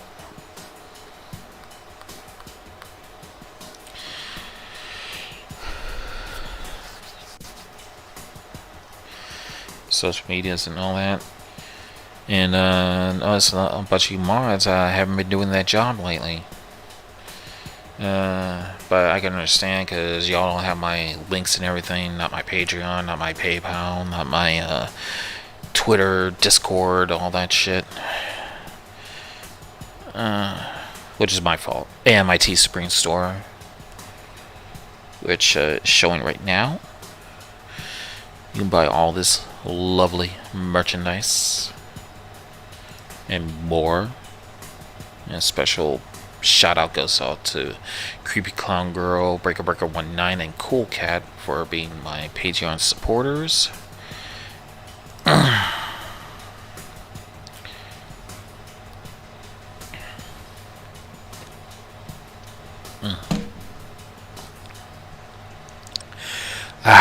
Agua.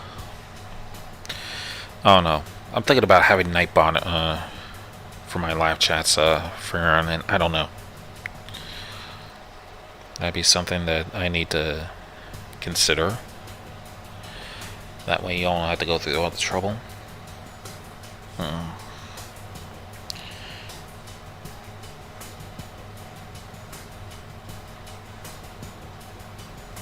Let's see here.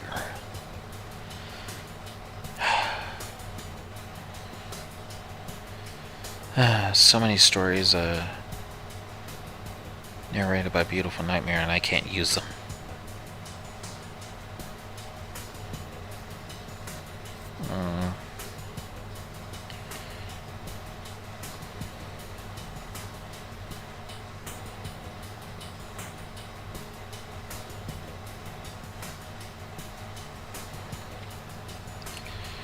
Swear to God, I had this fucking story here.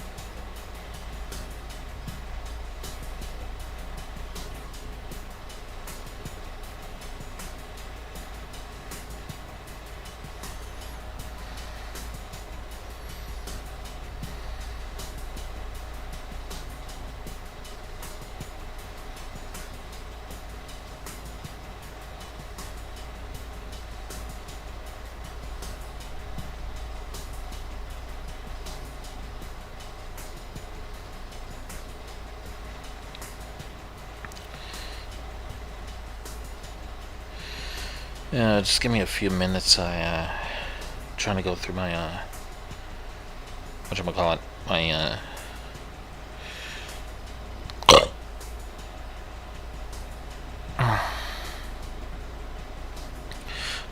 my Google Docs says, I know I found that fucking, I know I still have that fucking story around here somewhere.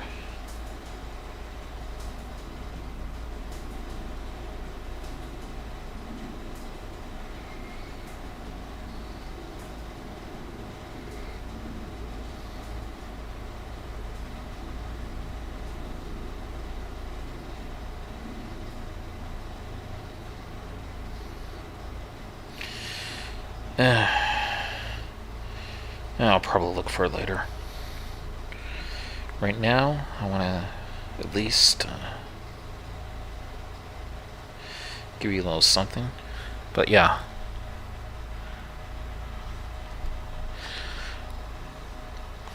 This was a story that I did my first collab with this former narrator called Katie World XYX. This story is called String Theory, and it's a classic.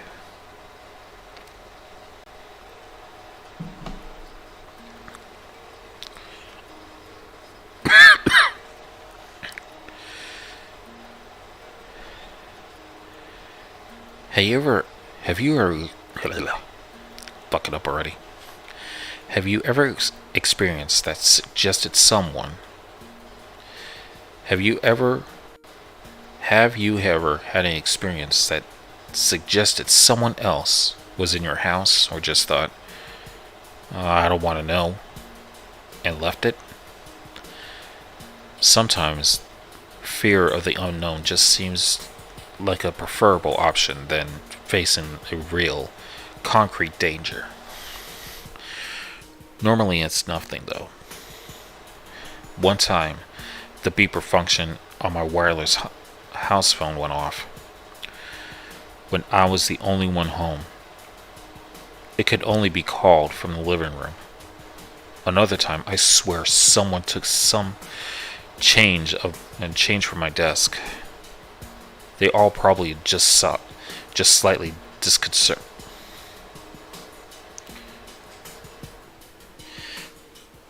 They're all probably just slightly disconcerting tricks of the memory. But what would you do when something truly suggestive happens? Would you run, or just ignore it, like I did? Last Monday was a normal day. I got up, brushed my teeth, changed into my school clothes. All little parts of my morning ritual. It just seemed like it would be another totally unnoteworthy day. Until I saw the strings. There were 3 or 4 thick twine strings in my room. They crisscrossed between the walls around my bed. One attached to the door. No way would I have missed them before. I should have tripped over them.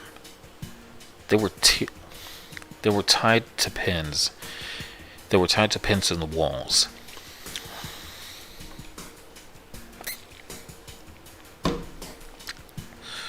They were tied to pins to the walls, which had also not existed before 10 seconds ago.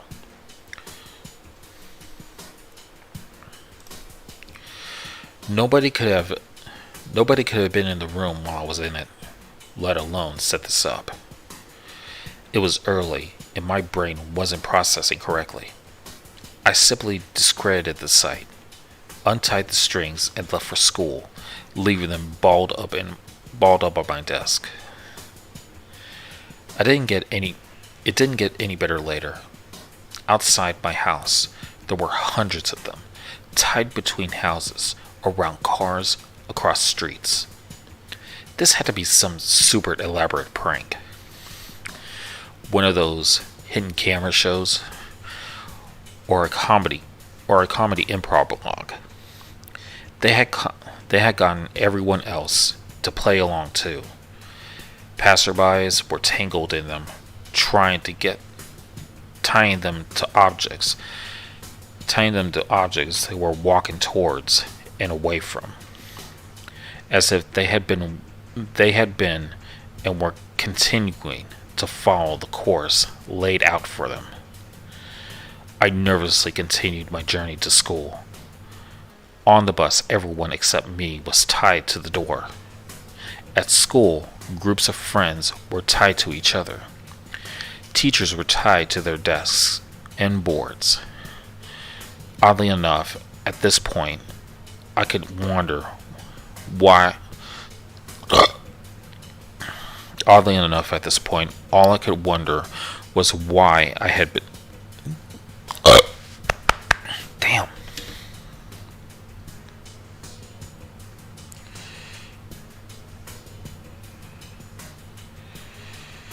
Oh yeah, I got your messages.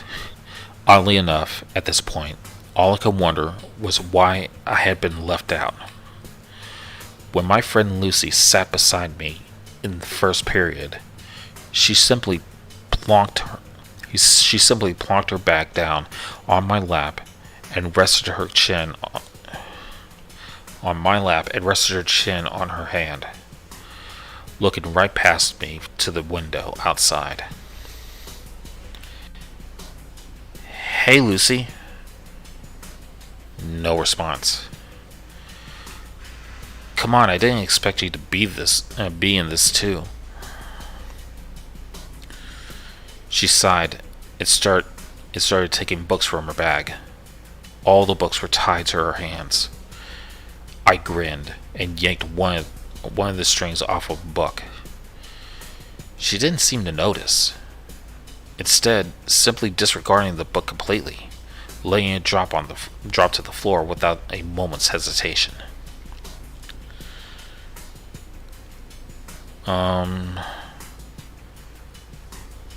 I leaned down, picking up her book and placing it back on her desk. She took no notice. "Well, if that's how we're gonna play it," I smiled, trying to look playful, but really just trying to hide my nervousness. I bundled all the strings attached to her together with one hand, then pulled them all free. She blinked, turned to stare at me. "Holy crap, Martin! You're like a ninja or something." "I've been sitting here for maybe 10 minutes. I smiled again, relieved my friend had finally noticed me. "Where did all these strings come from?" she gasped, seemingly noticed for the first time. "I assumed you were all fucking with me." She stood up, backing into a corner. No one else in class noticed. "They weren't just here a minute ago. Did you see them too?" Her tone made it clear she was genuinely scared. "No. Didn't you?" I was interrupted by my teacher slamming the door behind her. Everyone except me and Lucy murmured a good morning. No one seemed to pay either of us any notice. "People have been ignoring me all day," I said to Lucy, before turning to our teacher. "Hey, dumb bitch! You can't teach for shit!" No reaction. "I'm getting away from all this shit," Lucy pulled a few strings aside and left the class. I followed, and surprise, surprise, no one else noticed. We wandered the corridors, leaving and entering classes as we saw fit. Whenever we untied a chair or book from someone else, it was like it suddenly didn't matter to them. It didn't exist. I shouldered the streets outside, There were more strings than when I came in this morning. Twice as many. We carefully picked our way through the tangle, making our way to a nearby coffee shop. Not particularly grand.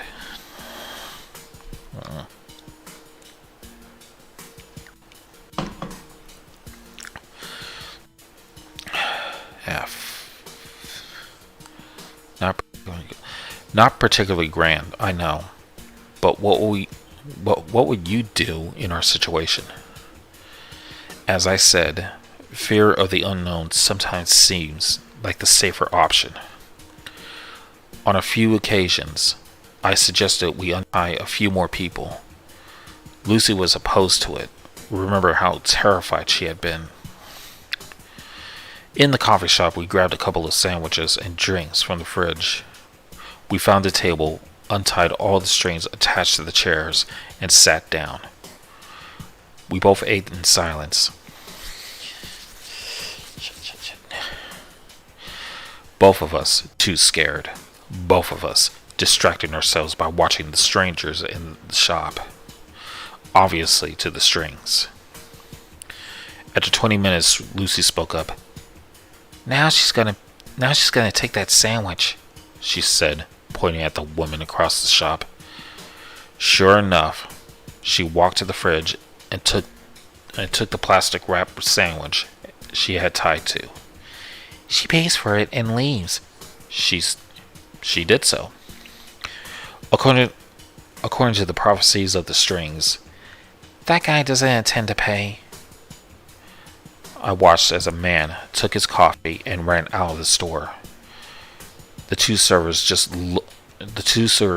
looking to exasperate to go after him. This is horrible, she whispered. Let's go, please. Outside wasn't much better. Everybody just followed the strings'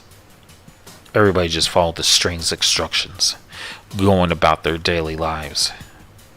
Lucy announced she was going home to sleep this off, and I agreed to walk her home. She only lived 10 minutes away. Away from the busier part of town, there were fewer strings. It was nicer. We could pretend it wasn't happening. When we turned onto Lucy Street, she stopped, her mouth falling open. Now what? I broke the silence, my voice sounding surprisingly small.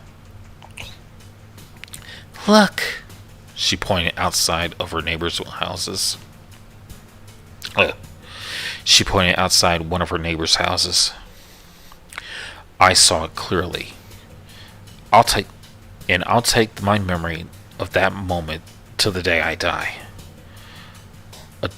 A little dark imp, maybe 3 feet tall, walking along with its knuckles on the ground, almost like a monkey. It had 2 bulbous yellow eyes taking up about half its face, and no mouth or any other facial features. It was holding a hammer and a ball of twine, which it was letting out behind. It walked quickly and quietly from the front door to the house to the mailbox. It stopped, hammered a nail into the side of the box, and tied its string around it. It turned back to face us and stopped when it spotted us. My bottom fell out even further than it had already been.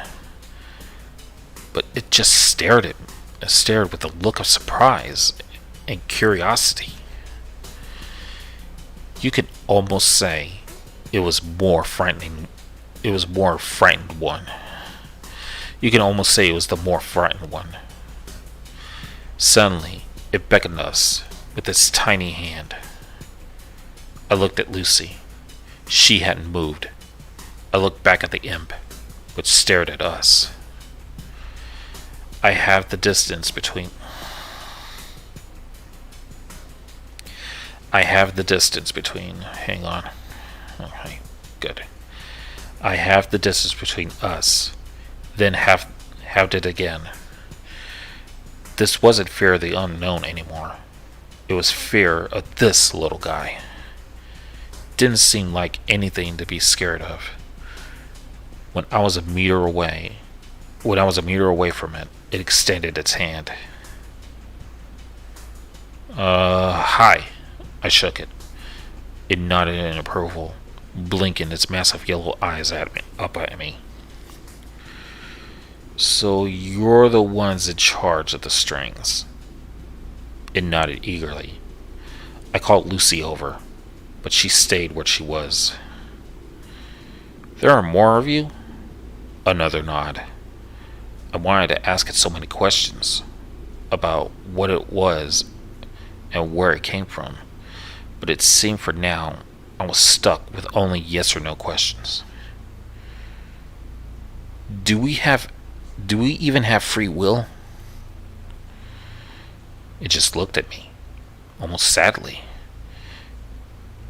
I immediately felt sick to my stomach, and I couldn't bear looking at the little monster anymore. I grabbed Lucy, who had been listening to our exchange, and now sat on the curb with her head in her hands. Come on. We entered her house, and I made her a cup of tea.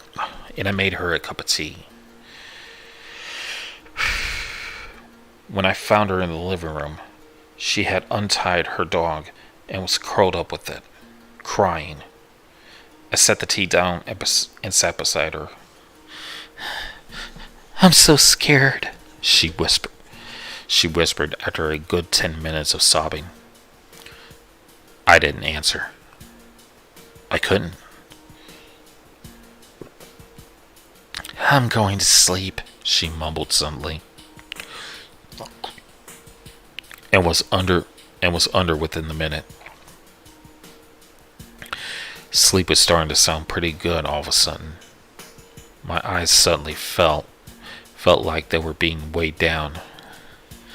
I collapsed onto the rug, and the last thing I heard before I fell asleep was the scurrying of several sets of little feet nearby. I felt much better the next day, as if the whole affair had been a dream. I'd probably had believed that if I hadn't been awoken by Lucy's mother that morning, wondering what I was doing, sleeping over without permission or something. Anyways, over breakfast, Lucy asked me why I looked so pale and nervous. I turned to her and smiled, mumbling something to her about feeling sick. But the truth was, I was scared because I couldn't see any strings, and was wondering whether my actions were truly my own.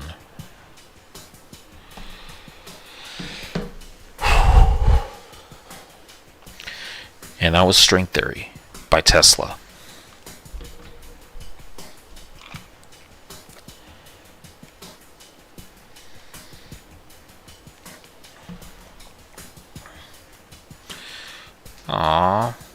Thank you, Ben Sheba. You were really a hard worker.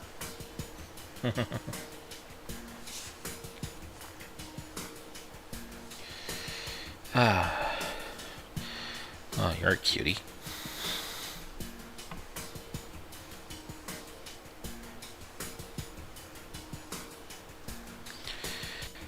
Thank you. I'm glad you enjoyed that story.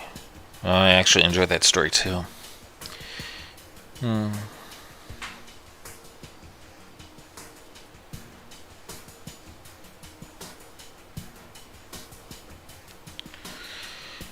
I hope you're all having a good time tonight, this morning, wherever you may be.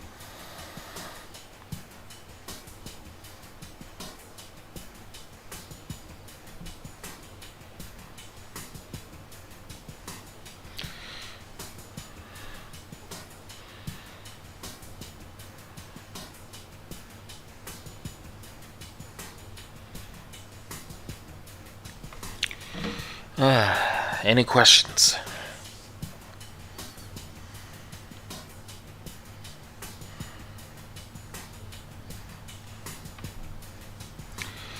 Let me check Twitter real quick.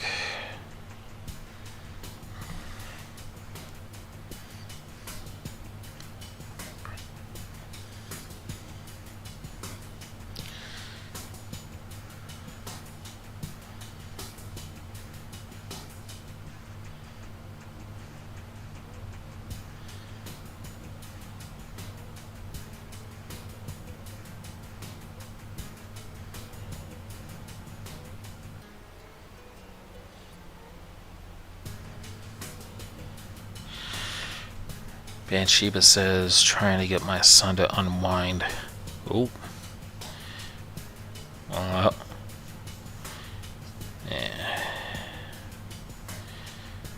Well, I hope that happens soon.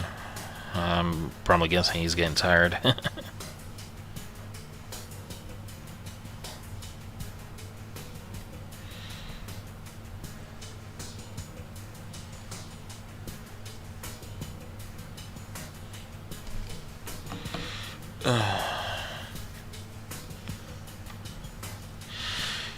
Cool Cat says, this stream was a great way to start my morning. Well, I'm glad that I can be able to help you out.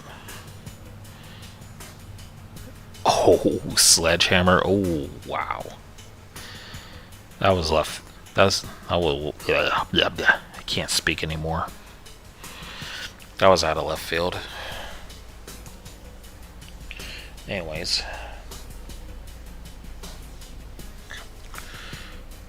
How long have we been streaming? Like, okay, I'm looking at it and it was like 2 hours, 32 minutes.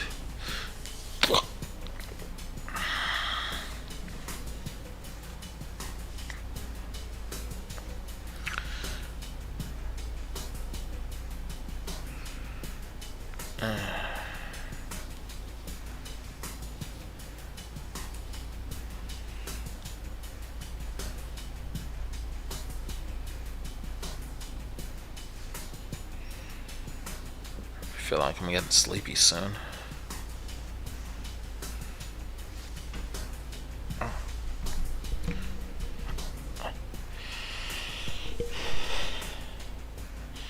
Let's see here. I'm gonna read something that I haven't done before.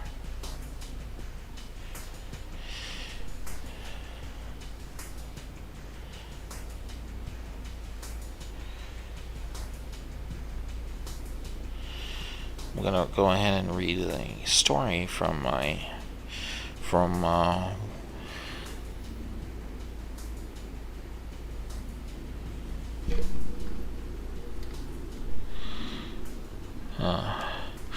okay, well, thanks for coming by, Banshiba. You've been very awesome.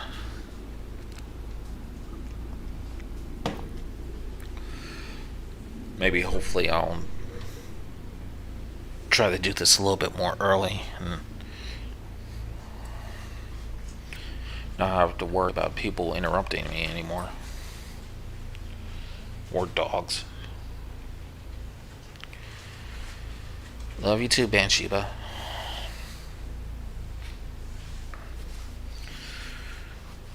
You know what? I think it's time for a good old-fashioned Timmy story. Let's see here.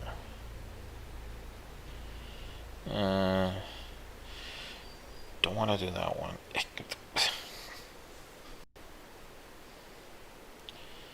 If you don't know who Timmy is, what the fuck's wrong with you?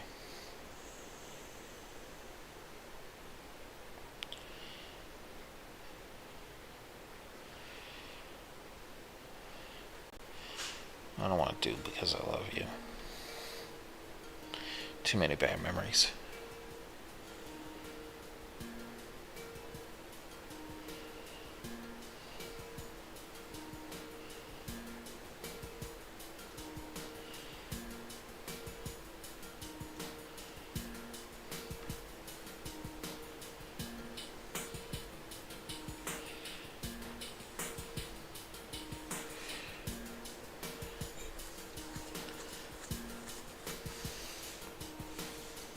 Wonder how long this story is.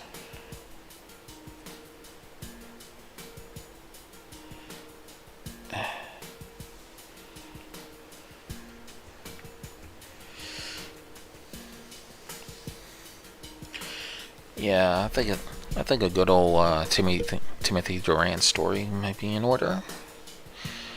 And this one's marked back into January 25th, 2016. The story is called Bloodbath. I was previously a soldier for the Russian Special Forces known as the Spetsnaz. If you haven't heard of them, they are an elite group of soldiers for the Russian military that have the physical strength and talent to perform combat acrobatics and will fight to the death for their code of honor. This was the same training that I went through and was actually one of the best in my squadron in hand-to-hand combat and would fight to win. I may have been a brutal fighter, but that was simply the type of training that prepared us for any type of situation.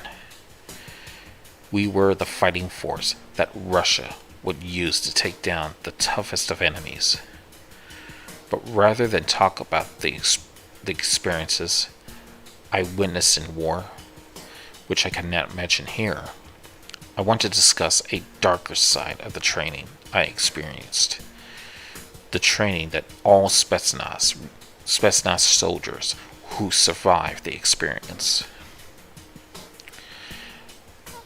I say survive due to the mortality that is involved in the training for the Spetsnaz Special Forces.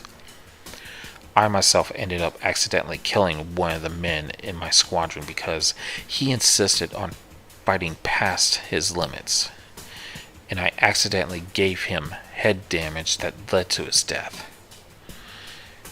I still feel shame and regret over his death, which is ironic considering the aggressive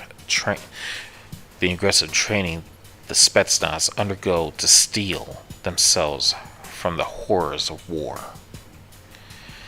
I feel regret and remorse of the death I witnessed, but none more than the remorse I feel for those who make it through the final stage of training, the bloodbath.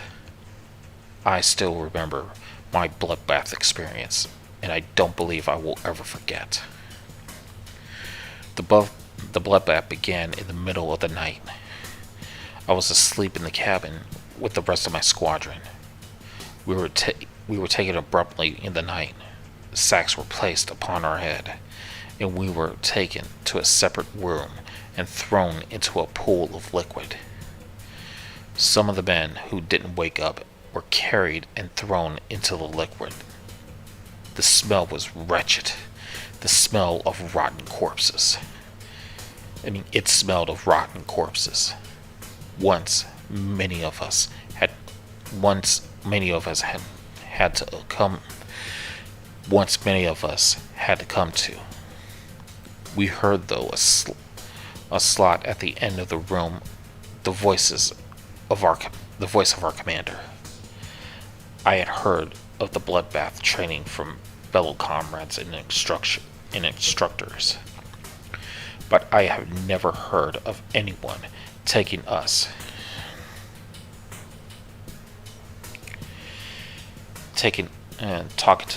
during the last part of training. It was supposed to be a quick escape from out of the room, but this was different. He began speaking to us. You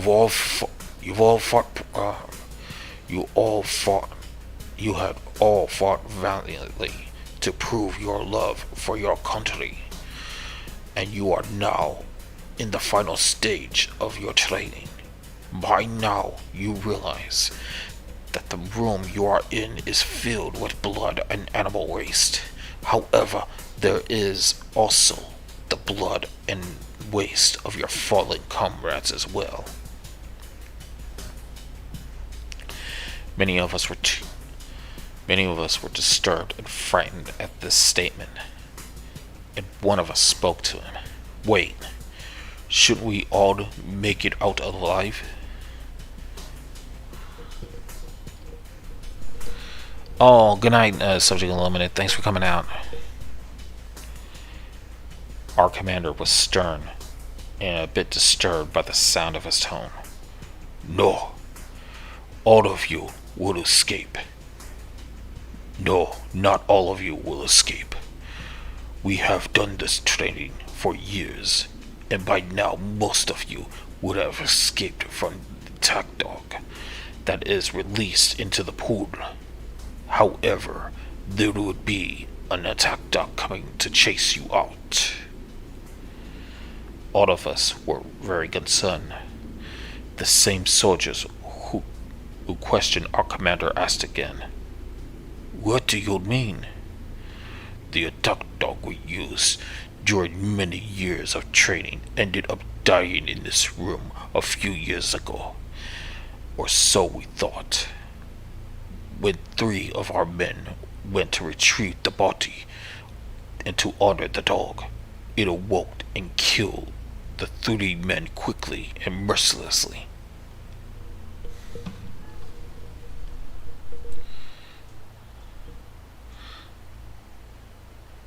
Oh, right. I'm sorry, subject. I thought you were bouncing, but yeah.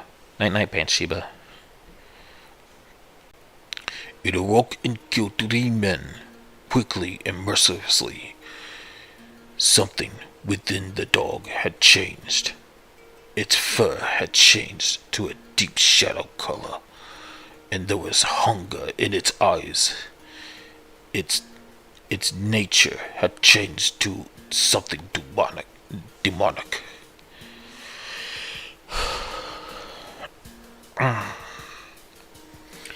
And it became ruthless. It tried to escape, but after it had its fill, it stopped trying to escape. We tried to go and remove the dog from the room, but he did not want to leave. Instead of leaving the room, it would kill anyone who tried to enter the room to clean it. It would devour them. And since then the beast had remained inside of this room. It has become twisted and evil in nature, and his teeth had whittled down to that of a pearly white grin of that resembles that of a man. We sent an army soldiers to kill the beast, but all efforts failed. As the men were devoured and barely escaped, only to die days later. In order to ensure the safety of everyone else, we have integrated the beast into your training. You will have to try to escape up the ramp to the outside of the room. And those who do not make it, it will be served. And those who do not make it will be served as a sacrifice to the rest. Many of the men who chilled with fear, as the commander hated hearing false stories and jokes. Not only that, but the commander didn't sound confident like he always did. He had a sense of fear in his voice that terrified us all. Good luck, and may God have mercy on your soul. And may God have mercy on you.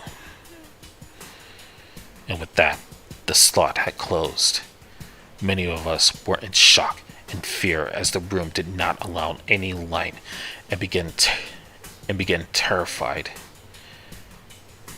Began terrified as we heard the door at the opposite end of the room open.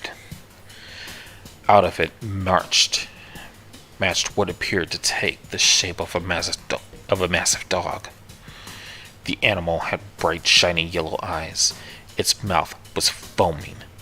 The shape of its body was well defined as being massive and muscular. Its fur was darker than that of the room in which we were trapped.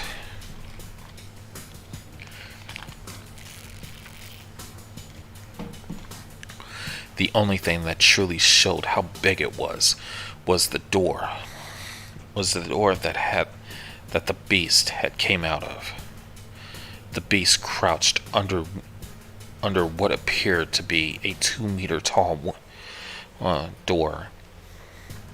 It was almost as big as a horse, and it looked very hungry.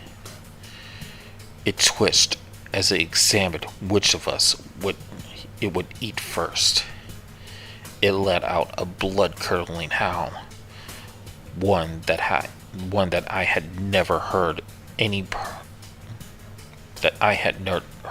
person or animal make. Many of us began to run away from the beast, but as quickly as we began to run from the beast, it charged forward through the blood, unfazed by the weight of the liquid and the waste, and began murdering our fellow men. It was smart and quick. It lunged and caught one of my men by the neck and ripped his jugular out. The following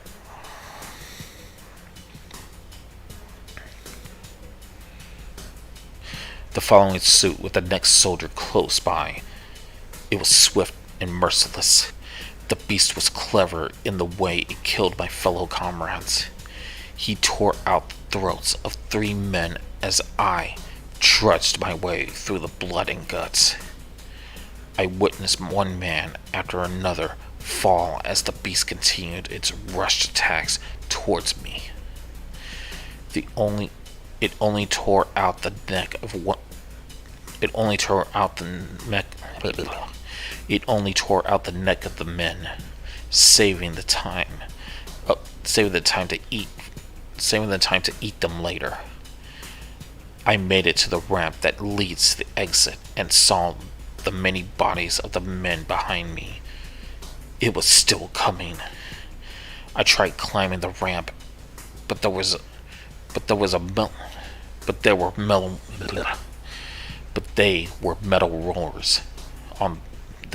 rollers on the ramp, almost like they wanted us to roll back into the pool of blood and death. I, along with 6 others, began the terrifying climb to the top as we tried to escape the room through the door. All of us struggled and slipped over the metal rollers. I was towards the front of our group, and when I accidentally kicked one of my fellow comrades back, he kicked the one below him, and that man ended up falling back into the blood, during which the beast lunged at him and ripped his throat out. The rest of us became even more panicked and scrambled to climb out of the room. Another man slipped and fell back into the blood and was killed. We couldn't struggle as I occasionally looked back to see the beast growling while being surrounded with floating dead bodies. The bodies of men that I had trained with. I made it to the top first, to the door, and opened it and helped my fellow men out. As I made my way out and started my way out of the door, the beast started running up the rolls, snarling at me, and I slammed the door just in time to avoid the leaping beast. My back was to the door, panting and shaken, in tears by the instant. I just witnessed a massacre unlike anything I had seen. The commander was waiting outside. Congratulations, comrade. You are now officially Spetsnaz soldiers. No, wait. Congratulations, comrades. You are now officially Spetsnaz soldiers. We were all panting and terrified. It is such a shame only five of you made it, but at least we had some soldiers make it out alive. Many do not make it out alive. You are very fortunate. This particular part of your training will remain secret as long as you plan on living or plan on remaining a Spetsnaz soldier. The rest of us didn't. The rest of us were happy to be alive, but I had the worst feeling in my stomach. I had just witnessed dozens of my comrades being devoured by some demonic creature. My other comrades were happy to be free, and I pretended to be happy as well.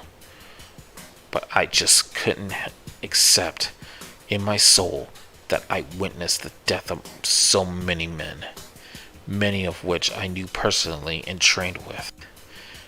I kept it a secret for this long,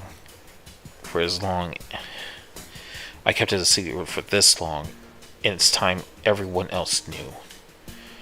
I heard rumors that the original handler and caretaker of the animal had died before the animal did, and that it possibly died of sadness due to the owner having died. Some soldiers speculated that the beast was possessed by a demon after it had died, which I still believe to be true to this day. Nothing like this has existed before, and it must be contained. I am currently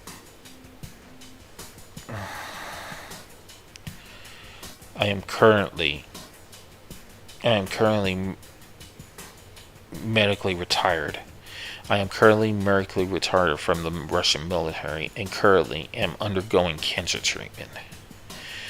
The experiences I had in war and the possibility of death I face now do not compare to what I witnessed that fateful night. If any Russians read this message, do not try to become a Spetsnaz soldier, because you may not end up becoming a soldier, but rather become something's meal.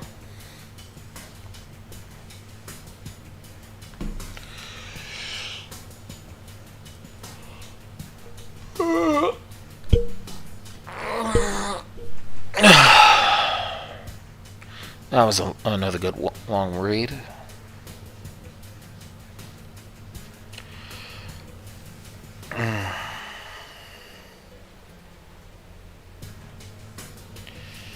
And judging by my my yawning, I say I'm getting a little bit tired.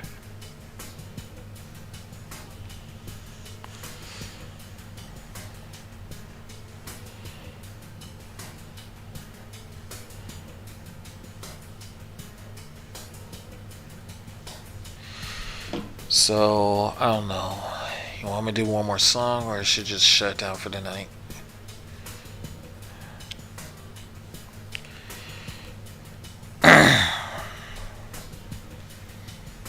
Because I had a good time here.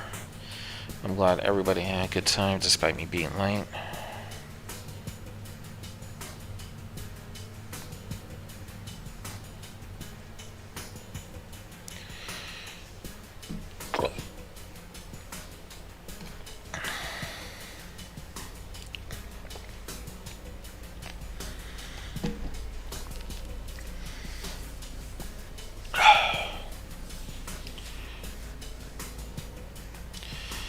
Yeah, that was hardcore. Hell, I might consider narrating for my channel. If I get Timmy's permission to do it. I mean, I'm pretty sure he didn't remember to remind us that most of his stuff is free to narrate. I'm not sure how many stories are, but I don't know. I'm just gonna have to talk to him one of these nights. All right, one more. All right, let's see here.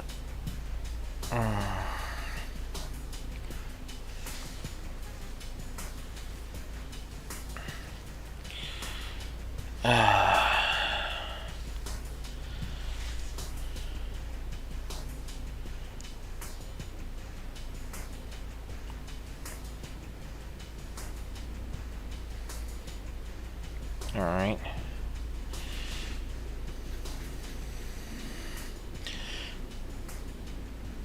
Not this story.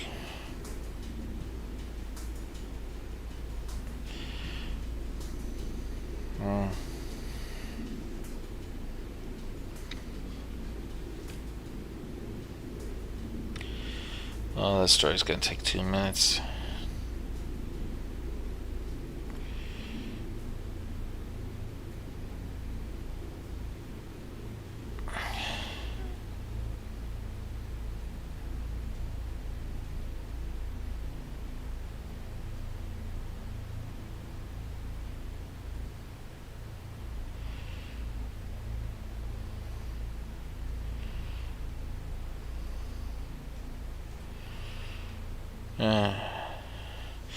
No, I don't want to do a ritual pasta. Fuck that shit.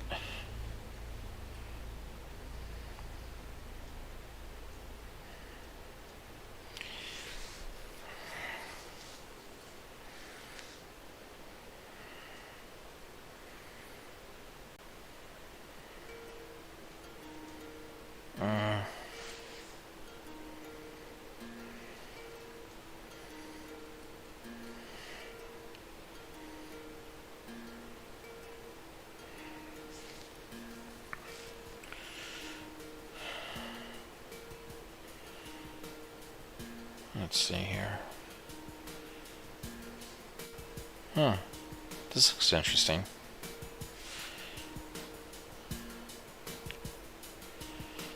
This might be a little doozy, but I'm gonna give it a shot.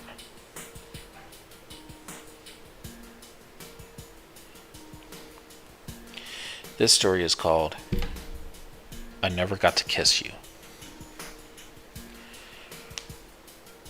Rika hated the lack of hygiene.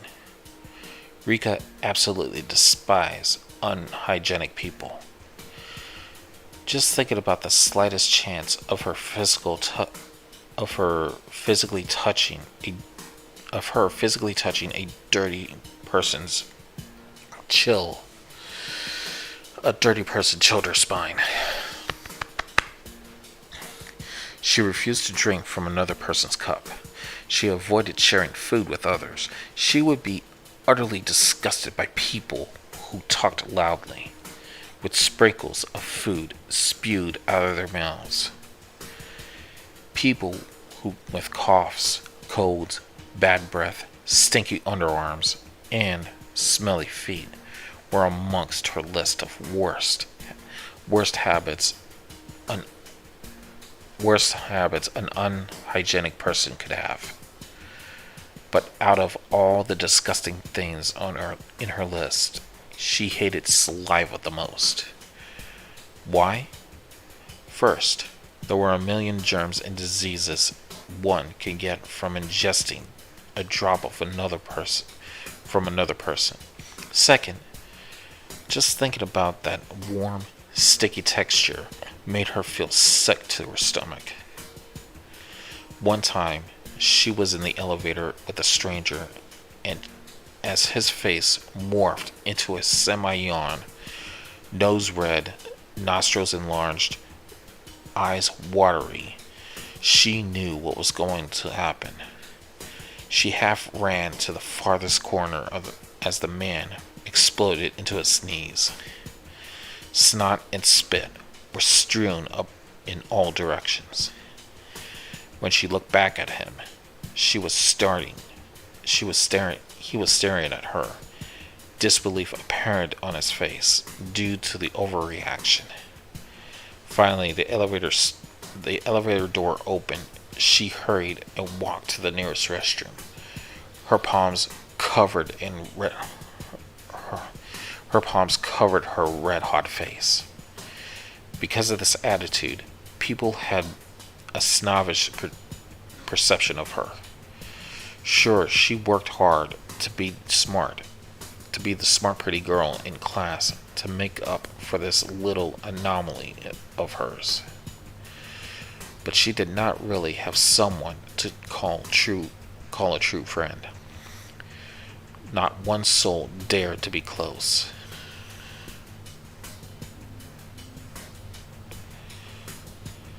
All her life, she had hated this body fluid, as if she did not have it, as if she did not have it, or did not need it for digesting food. Still, she was very aware of what people thought of her, but she just couldn't help it. So instead of trying hard to be normal, she avoided making friends until she met a boy. Rika instantly liked Caleb, a wide-eyed city boy with a nice smell who didn't talk when he had food in his mouth. Though she did not like him.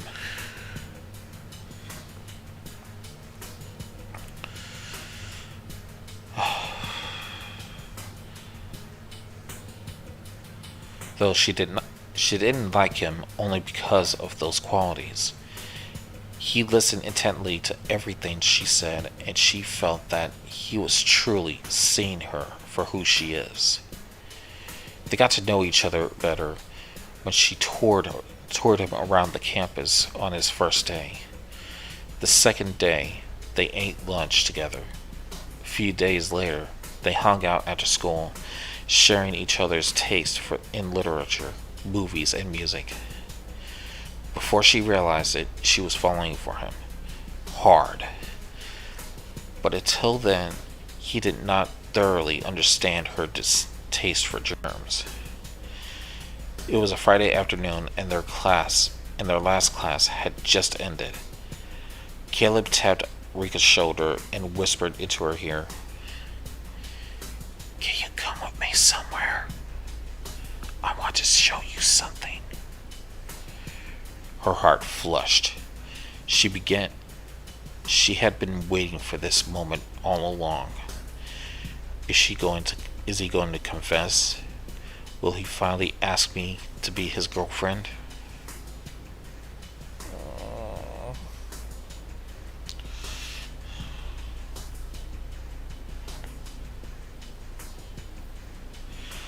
Excited, girlish thoughts ran through her mind, but she excluded modest behavior as much as she liked him.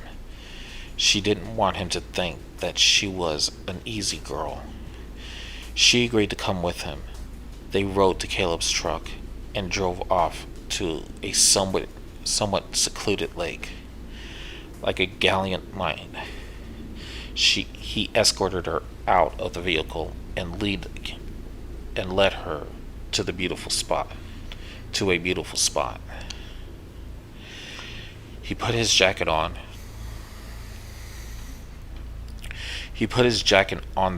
On the ground for her to sit on. They picnicked by the water.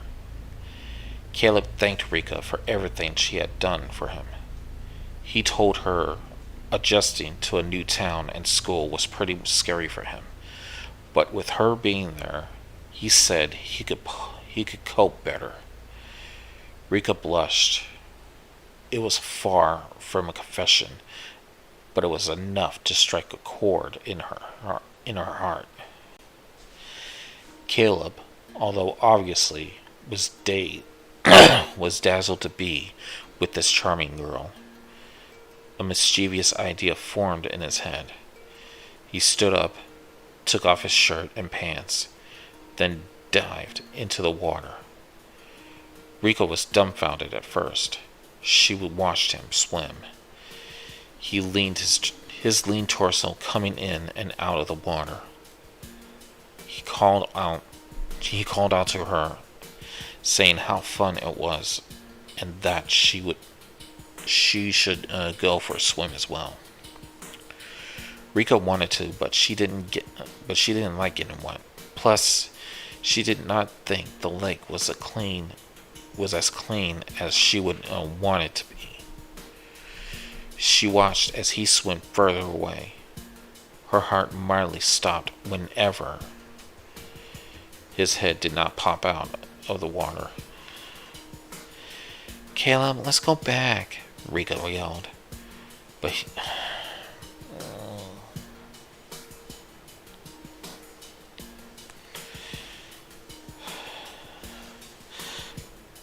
he seemed not to hear her. To get a closer look, she went knee deep into the water. Her skirt raised up. Gosh, it's cold.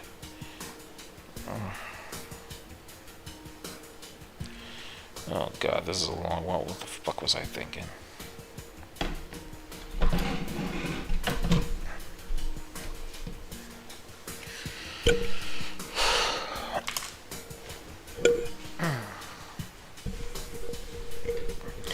I do it to entertain the people.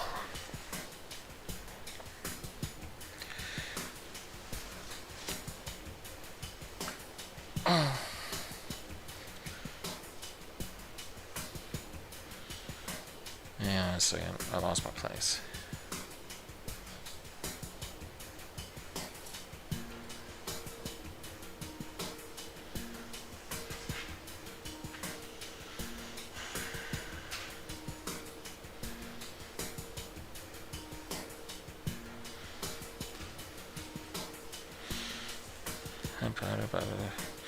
Oh yeah. Rika wanted to, but she didn't like getting wet. Plus, oh yeah, I read that part. Yeah. She watched as he swam further away, her heart mildly stopping whenever his head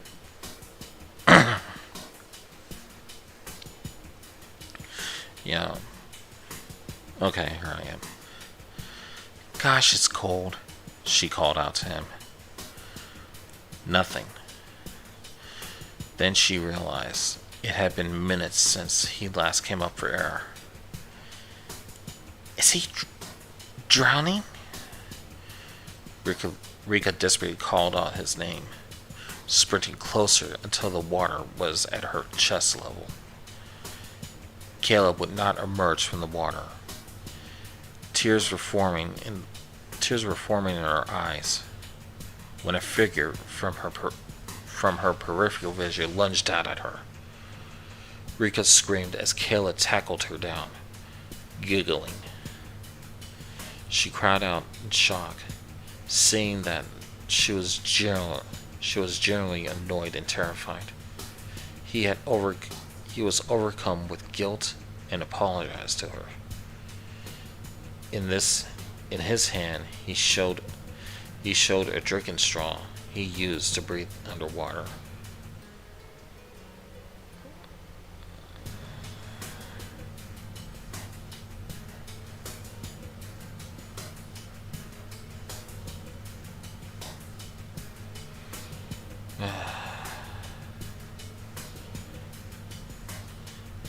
In his hand, he showed a drinking straw he used to breathe underwater.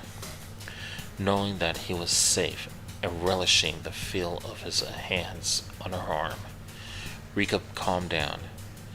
Soon the two teenagers were swimming and splashing at each other.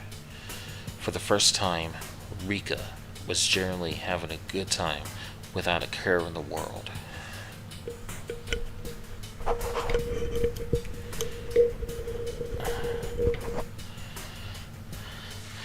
When it was time to go home, Rika was the first one to come out of the water. Caleb, on the other hand, was still swimming. She remembered how his eyes sparkled when he told her he loved to swim, that he always hung out with his dad on a beach day nearby when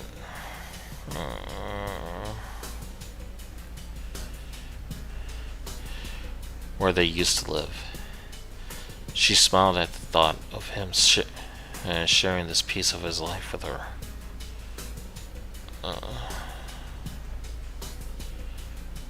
Fuck.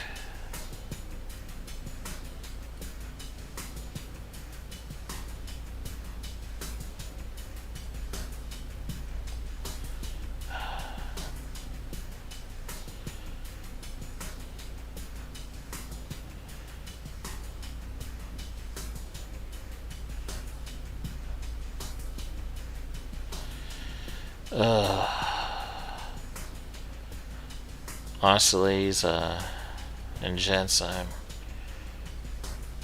eyes are really getting sleepy, and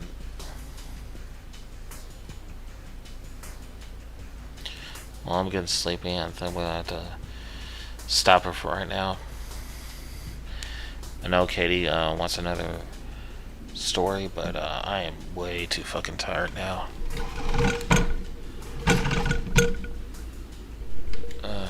I'm just glad I was able to do this stream.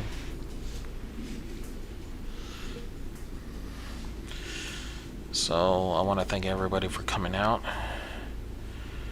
and hopefully you all had a great time.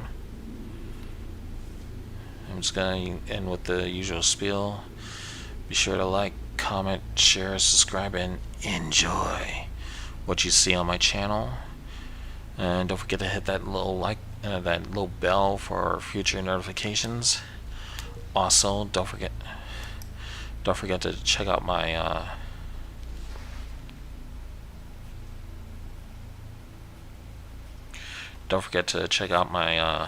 social medias: Facebook, Twitter, Instagram.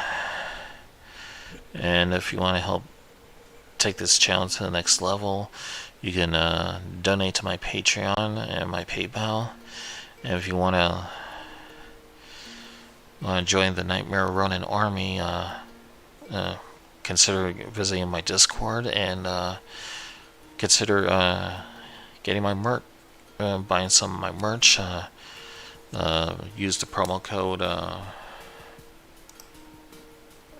Use the promo code Ronin84 to get 25% off your next purchase. Like I said, I had a good time. Hope all y'all had a good time. Y'all stay safe. And remember, I'll be watching you in the shadows.